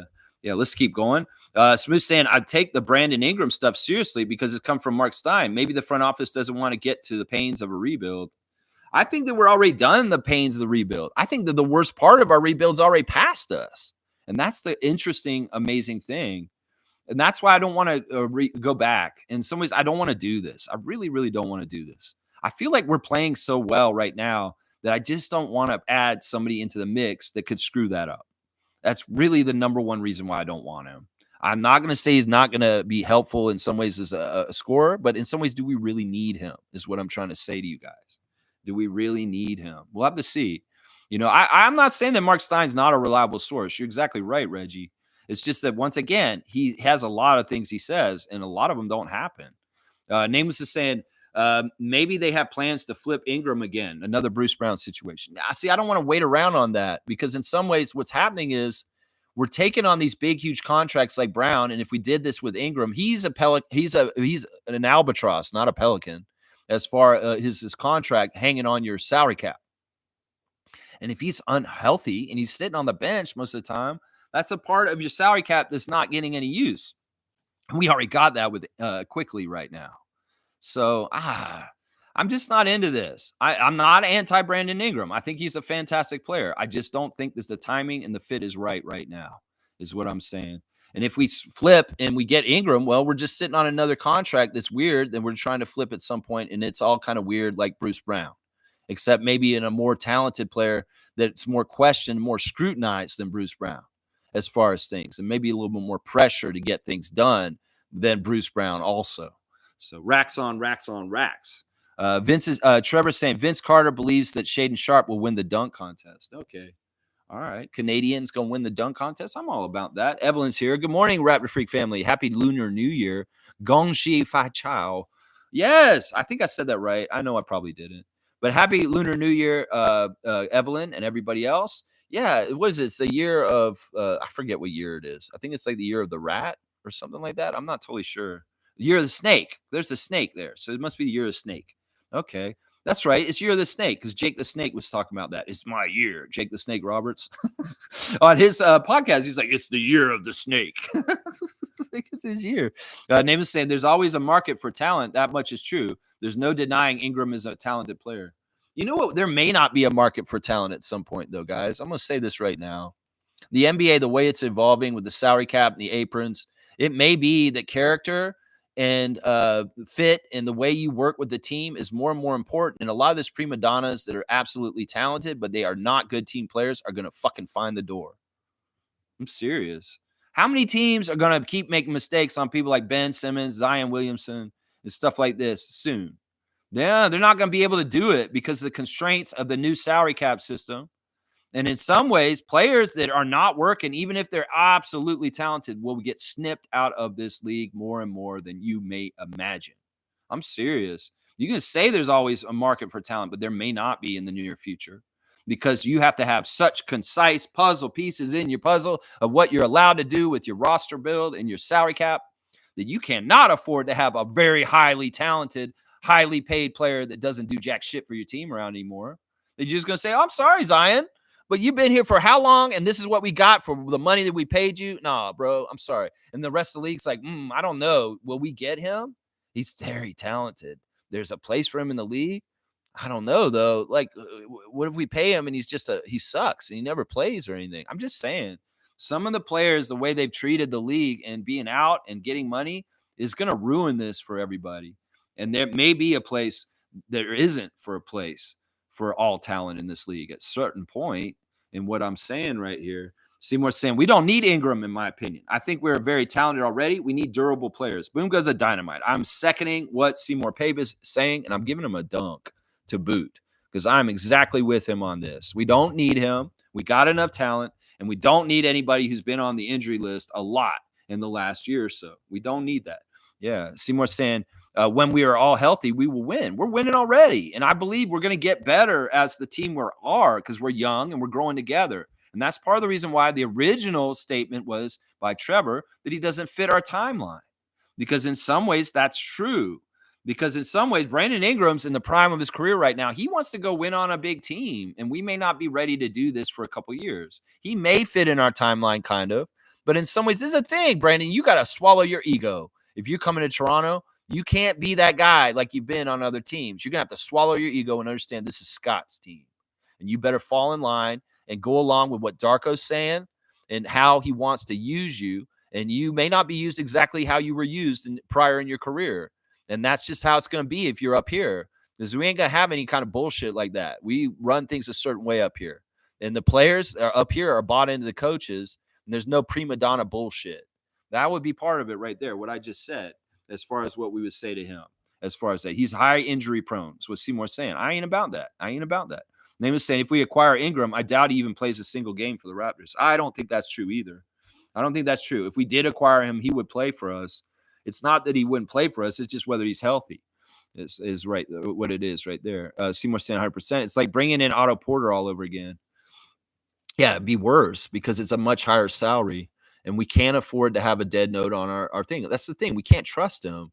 You know, before they made that trade for Kawhi, they really did talk to Kawhi's people a lot before they pulled the trigger and said, you know, you have to play for us. You can't hold out. We're not going to make this deal and get you out of San Antonio if you decide to just sit out again like you did for the Spurs. So, you know, there is some communication. And in some ways, there's a lot of kind of banding around what the expectations are for both sides as far as the team's expectations. And the player has expectations for about what he's going to come into. And, well, that's part of the deliberation about whether there should be a trade, a feeling out on whether this person can fit the role that we ideally see him in and whether he wants to do it. That's part of it right there. Yeah, let's see. Nameless saying a potential 7-game win streak is worth losing slightly better draft odds. It's more beneficial in the long term. I agree completely with this. I don't think losing is ever beneficial. I think that losing is a lesson and that you get something from it from that way, but it's very much better to be winning. And that's why I'm like all about winning as many games as we can going out. And we're not trying to tank. That's why I'm anti-stank nation. That's right.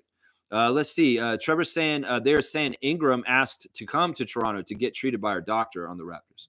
So that, you know, that may even be what Mark Stein's saying.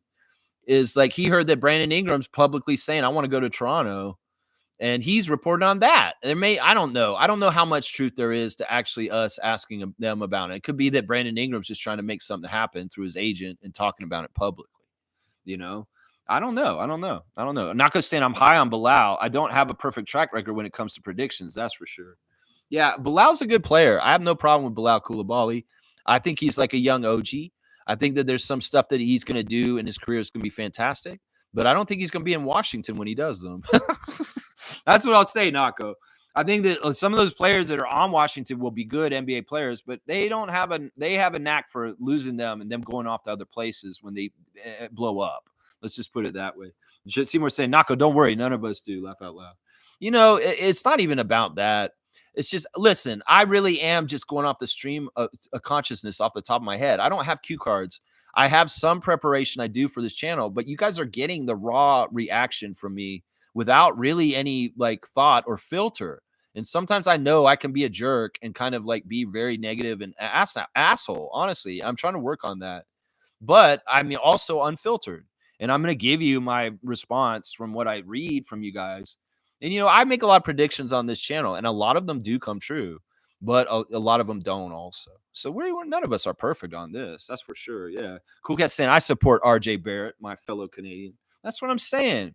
In some ways, everybody wants Brandon Ingram so bad. You're anti-RJ Barrett is what I'll say right now. Because RJ Barrett, to me, in some ways, could be better than Brandon Ingram in the long run. And that's what I'm talking about, guys. In some ways, why would you stab our Canadian guy in the back, a hero for our community, a guy who's playing all out for us, busting his ass, getting fouled, not getting respect with calls, doing things to help us win, a childhood dream realized? Why would you sell him out just for cannabis smoking, half injured Kobe wannabe like Brandon Ingram?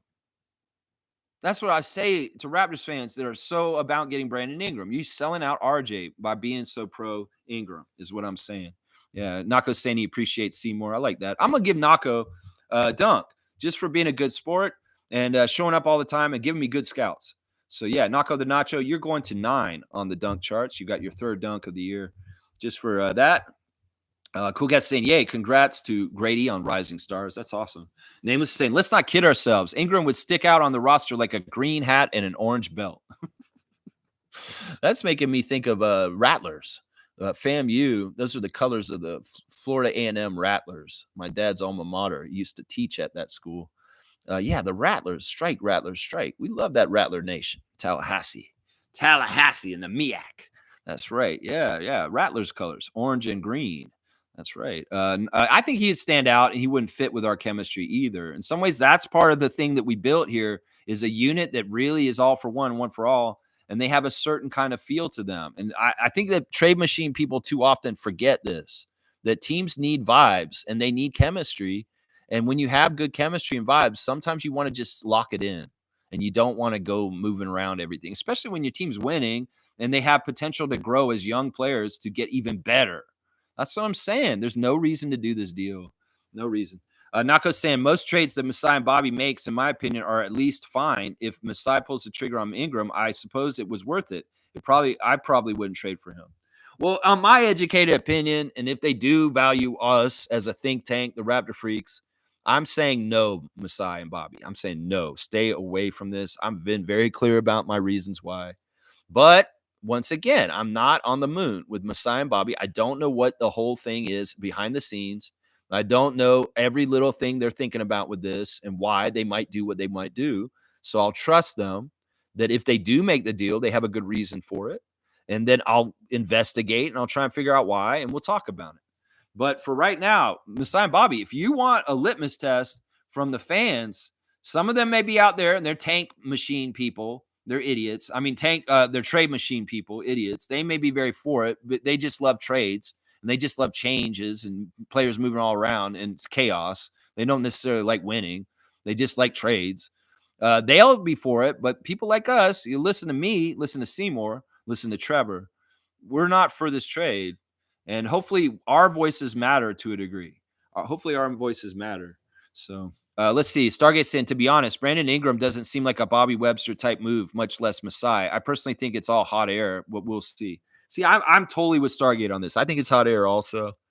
I think that in some ways the Raptors, much like the Blue Jays, is used as a trade foil for very strategic reasons, like the Dodgers have been doing with us lately. Yeah, it's bullshit. I think that this is partly that kind of stuff. It's just trade subterfuge and just noise that's kind of just put out there. And it may be that it's a symptom of the Pelicans really antsy to trade Brandon Ingram, is what it is more of, honestly. So, and he's totally right. Stargate's totally right. This does not sound like a signature Messiah or Bobby move, this Brandon Ingram move. It really doesn't. It's not a Kawhi move, guys. We're not ready to win a championship. And that's another thing. Maybe we do a Brandon Ingram move in like 2 years from now when we've elevated ourselves a couple of spots up the standings to a point where we are in striking distance of needing a superstar like a Kawhi Leonard or Brandon Ingram to put us over the top to win the championship. This is too early for this. This is way too early for this. And in some ways, bringing Ingram in too early at this point may stymie the overall development of our nucleus to the point where it needs to be without him here. That's what I'm saying. This Brandon Ingram trade may be very good for us in 2 or 3 years. How about that? Maybe by then he's washed up. He's not in the league anymore. I don't know. I'm just saying it's timing. In some ways, the timing's not right. The fit isn't right now, is what I'm saying. Nins is here. Penn played Scotty's NBA TV interview on his stream, if I'm not mistaken. That was the cause. Okay, see, that's where these guys get in trouble, is they're using clips and they may telestrate like highlights, and the NBA doesn't want you using their clips. The only thing that might get me in trouble is my pictures that I use for the streams.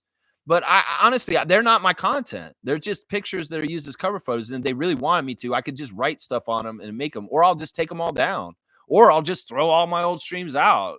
It's not like my streams have value and I'm making money off them by using NBA images.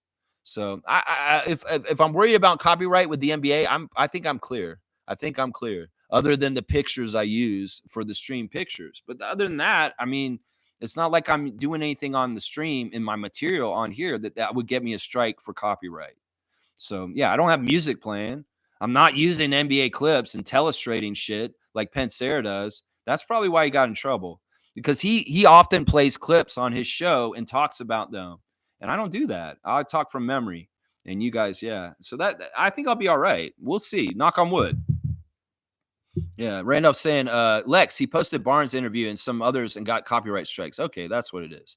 There you go. Thanks for the information, guys. I'm not going to do that, so I won't be in trouble.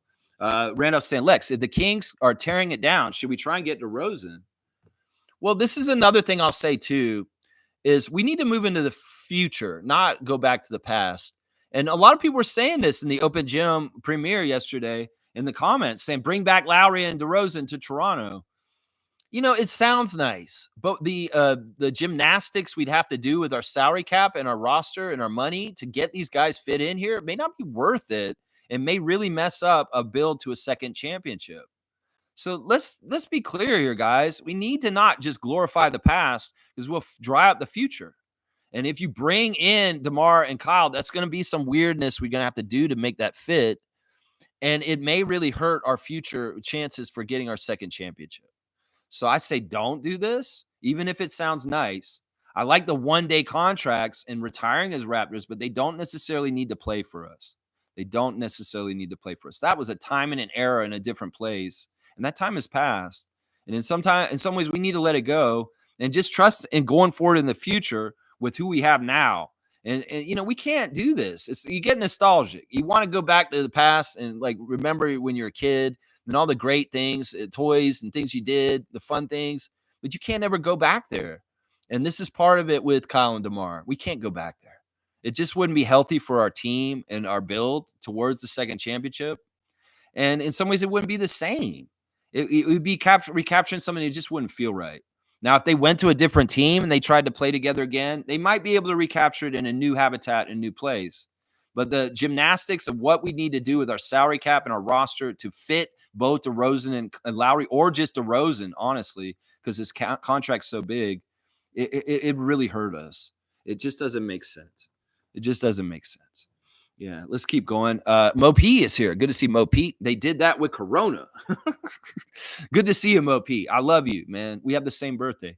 Stargate saying, I wish Mark would be here as the big man coach of our team. Don't know if he has any interest in coaching and moving back to Canada, but I think he would be one hell of a big man coach. Well, he does coach. He coaches in Spain. He is back in Spain, and he's very busy over there. He's a coach, and he's also involved in some of the Spanish leagues as an owner. And he's involved in coaching with like his kids. I think he's actually coaching his children, and not in a big team. But he lives in Europe. He does not live in North America. And as much as he's a champion with us, let's not get it twisted. He's Grizzlies Nation. He's a Hall of Famer with the Grizzlies. He won his championship with the Raptors, and he played for us for like, what, 2.5 years?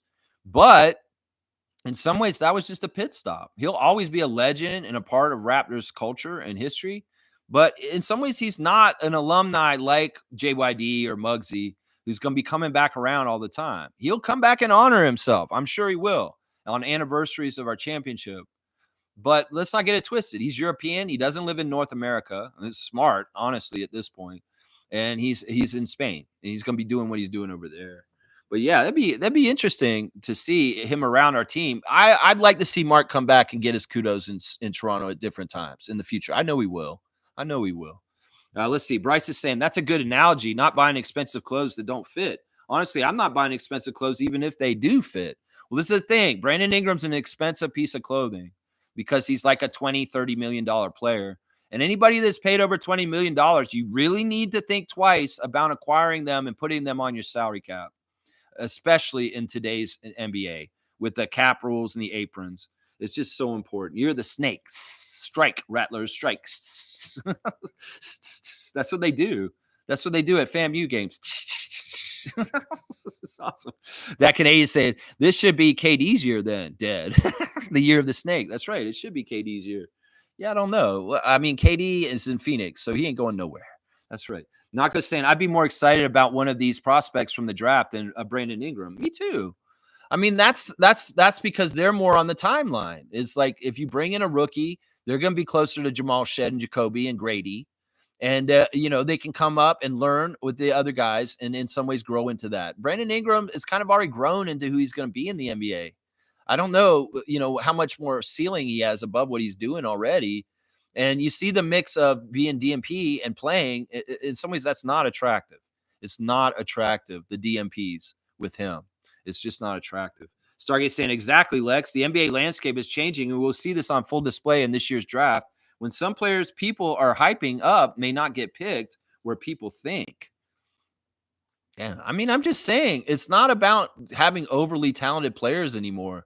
In some ways, there's a new middle ground where you have to balance it with fundamentals and knowledge and ability to play and time served already in college or wherever you're coming from, because there were too many players that came into the league in the last 10 years that were not suitably prepared to play in the NBA, and they had to learn basic fundamentals of how to play basketball. There's at some point where there's so much talent, because there's so much talent in the basketball world around the world, where it's going to get to the point where on your resume coming in the league, you have to have that talent and the stuff I just talked about as far as being fundamentally good like Jamal Shed and having knowledge of how to play basketball correctly in a fundamental way like Jacoby Walter, Grady Dick, those kind of players. Because there's a lot of flashy, young, athletic players like Scoot Henderson that do all kinds of crazy, cool things on the court, but they aren't fundamentally good. And those kind of players are a waste of time for NBA teams. So at a certain point, they're going to realize we can't just get the talented player. We have to understand the psychology of them, whether they understand how to play the game fundamentally right, and whether they're more prepackaged coming to the NBA, and we don't have to teach them everything once they come in the league. Because there's been way too many players that have been coming in the league as rookies, and they don't know how to play the game right. And they want to cut that out because in some ways there's no time to waste on teaching people how to play the NBA in the NBA. They need to know how to play basketball by then. They can't be learning when they come in the NBA. That's messed up, unless you're Ulrich Shamshe. I'll say that. Yeah, there's my classic card, and there's a cutoff from Trevor J. I like that. I'm at 12 minutes until 2 hours. All right, we're very close. Trevor J. saying happy birthday to Mark Gasol, Raptors champion 2019. That's right. We love Mark Gasol. We'll always love Mark Gasol. A great teammate. I love seeing Freddie in the open gym yesterday. Of course, Freddie, very close friends with Mark Gasol. Freddie talking about DeMar and Kyle and how they are, and them about how they met Fred when they were in Wichita. Remember that's when we met Fred, when we went to Wichita and we saw him. He was just in college. He was on the Shockers. Yeah, I love all that stuff, those connections. That family is strong. It's not just Amar and Kyle. It's Norman. It's Delon. It's Pascal. It's Freddie. It's OG. It's Jakob. It's all of them. They're all the same group that were on the team together at the same time. They have those connections and feelings. Terrence Ross, Amir Johnson, Jonas Valanciunas, Patrick Patterson. That's right. I love all that. I love that. All of it. Smooth saying, yeah, the Ingram deal is too risky. I think it is. Once again, I'm going to say this. Things are going good with what we're doing right now. We don't need to do this. The only trade I want to do is to move Bruce Brown, and that's just to move him. And I'm not trying to help other teams. Now, if moving Bruce Brown means bringing Brandon Ingram, in some ways, okay, if it makes sense, Bobby, you teach me how it makes sense on the other side, and I'll see what you do, and I'll reinforce it, and I'll spit the spin that you want on this channel in the correct way to help you out. I mean, I'm for the front office, whatever they do. I don't trust this move. But if they trust it, if they have the inside knowledge of why they should do this and they do it, well, I'll investigate and find out why they did it. And I'll let y'all know, is what I'm saying. Yeah. Stargate saying, I think DeMar makes sense only if he's coming off the bench as a six-man, being that talented, accomplished vet. And in some ways, that price tag and that role is not it for him. And once again, this dude would be crouching and crowding up RJ Barrett for his role on our team. If DeMar DeRozan was on the Raptors, he'd be in the way of RJ Barrett becoming the best player he could possibly be. And I ain't having it. All right, let's do the classic card, guys. All right, let's see who we got. We have had some really hard classic cards recently, and I've been shocked at how poorly y'all have done. Well, we've got one today that should be got pretty quickly. In fact, I might want to give you guys negative points for today's classic card. All right, first person to write it in. There should be no timeout. It's a weird card like the Herald card the other day. Let's see if we can get it. I'm going to show it from here. Can you tell who that is from here? In some ways, I don't even want to bring it that close. Let's see. It's an eye test. We'll bring it up closer slowly but surely. Whoever writes it in first will get it. You can kind of tell who that is. Yeah, you can tell why I'm bringing it up slow. Myers Leonard? No. Myers Leonard got in trouble. He got banned from the league for anti-Semitic things he said on a stream. Yeah, you don't see Myers Leonard in the league anymore because he said something wrong, very, very wrong. And he got kicked out of the league. So I'm saying, y'all still don't know who this is? I'm actually proud of y'all for not getting this so far. It's coming. At some point, you'll see it. We got the right team. Obviously, this is a Miami Heat. There we go. Nako got it. Yeah, this is our old friend. Higher aspirations. Goran Dragic. You know what I'm going to do, guys? Yeah, you know what I'm going to do. Hello, Mr. Dragic. See this guy? Let's see. Goran.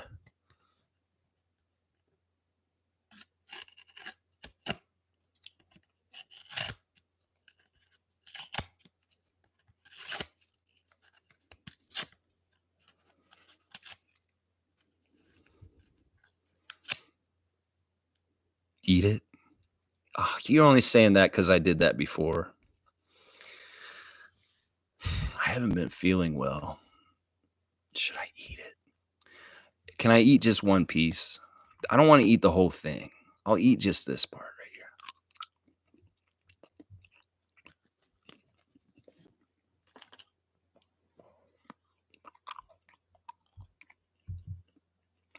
Let me get the classic card written in real quick. Goran, tragic Goran,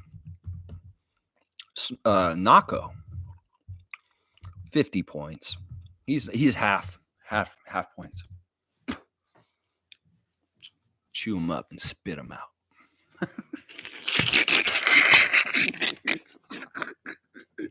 I know y'all come for the ref report, but you stay for the trading card eat.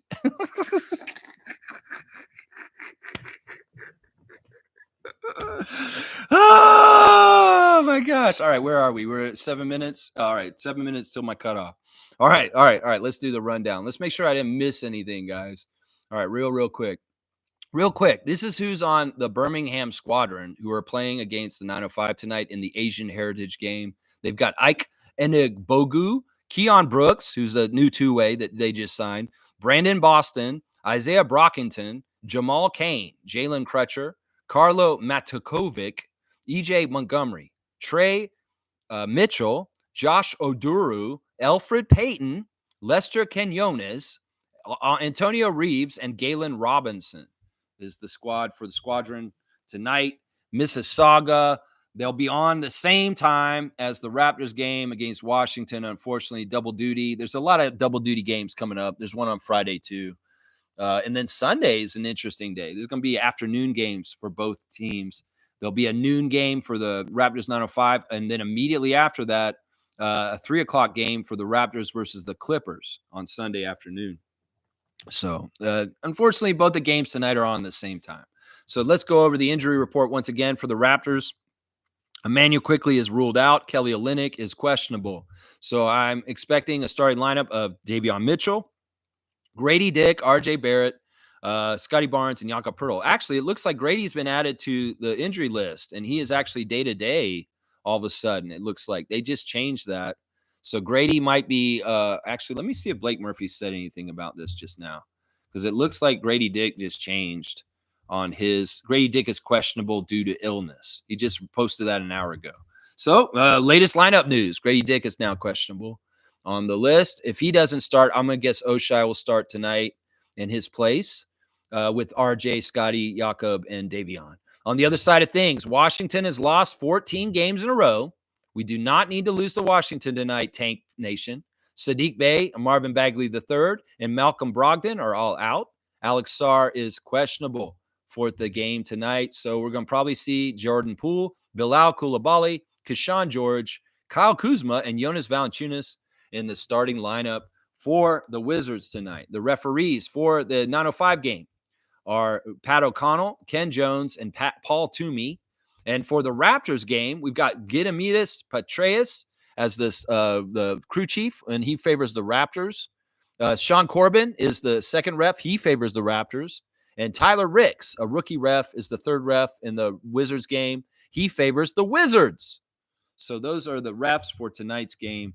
Yeah. All right. Did the Instagram stories.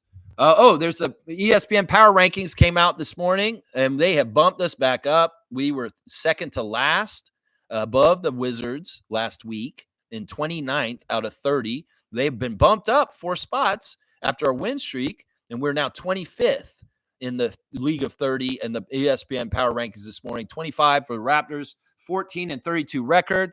After beating New Orleans on Monday night, Toronto has now won 6 of its last 7 games, including sweeping a 2-game series in Atlanta and beating the defending champion Celtics. It has been a nice uptick in form for a Raptors team that won only 2 games in December and is again without Emmanuel Quickley, this time because of a left hip strain. So there you go. ESPN Power Rankings bumping us up 4 spots to 25 this week after our great winning week. Yeah, once again, Grady is questionable all of a sudden, and Jacoby Walter is in Washington with the Raptors, and Jonathan Mobo and Jamison Battle and Ulrich Shamshay and AJ Lawson are in Mississauga. So they'll be playing in that game instead. The birthday today is Mark Gasol. He's turned 40 years old today. So happy 40th birthday to Mark Gasol. Y'all, if you have a fantasy team, I'm playing Kareem this week. It's a complete crap. Go and set up your team and get it going. Kareem, I'm beating you 6-1 right now, just so you know, in our matchup this week so far. So, y'all, thanks for watching me today. Let's go Raptors and get number 5. 5 alive, Johnny 5. 5 alive. I'm alive, Johnny 5. Short Circuit, Steve Gutenberg, Ali Sheedy. That's right. I'm alive, 5 alive. Let's get 5 alive. It's not just a citrus drink that sits in your fridge waiting for you to drink it. 5 alive. It means a 5-game winning streak tonight for the Raptors. Let's go get it. The first ever 5-game winning streak in the history of Darko being the coach of the Raptors. So why wouldn't we want to proceed to win, to beat a 14-game losing streak? Washington Wizards? No, we don't want to get them on the W side again. We need to hand them another L. And that's what we need to do tonight. So take care of business. That's right. Get another W. That's right, Jimmy Pope. Ouch. Yes, and Trevor's saying Bronny, 15 minutes last night for the Lakers, 0 points in the Lakers game. I've seen he put up some big numbers, though, for South Bay Lakers, that he's actually doing some good stuff for their G League team. He had like a 30-point game for the G League team the other day. Anyway, All right, y'all. On that note, that's a weird little thing to add at the end, a Bronny update. I've been ignoring him, Trevor. I'm trying to ignore Bronny. All right, let's go, Raptors. Let's win tonight. Let's take care of the rebounds, the loose balls. Let's play harder than them, and let's play more as a team, and we will win. We did that against a more talented team on Monday, and we got to win. So let's do it against a less talented team that's not together as a team and beat their ass tonight.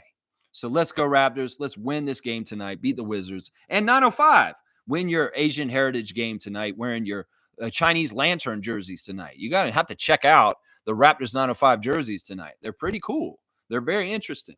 All right, let's go, Raptors. Y'all Raptorize your day like Nat Bodywood. And I'll be back with the reactions to both the games tomorrow morning, 9:30 a.m. every single day. Raptors Freak Stream is out, baby.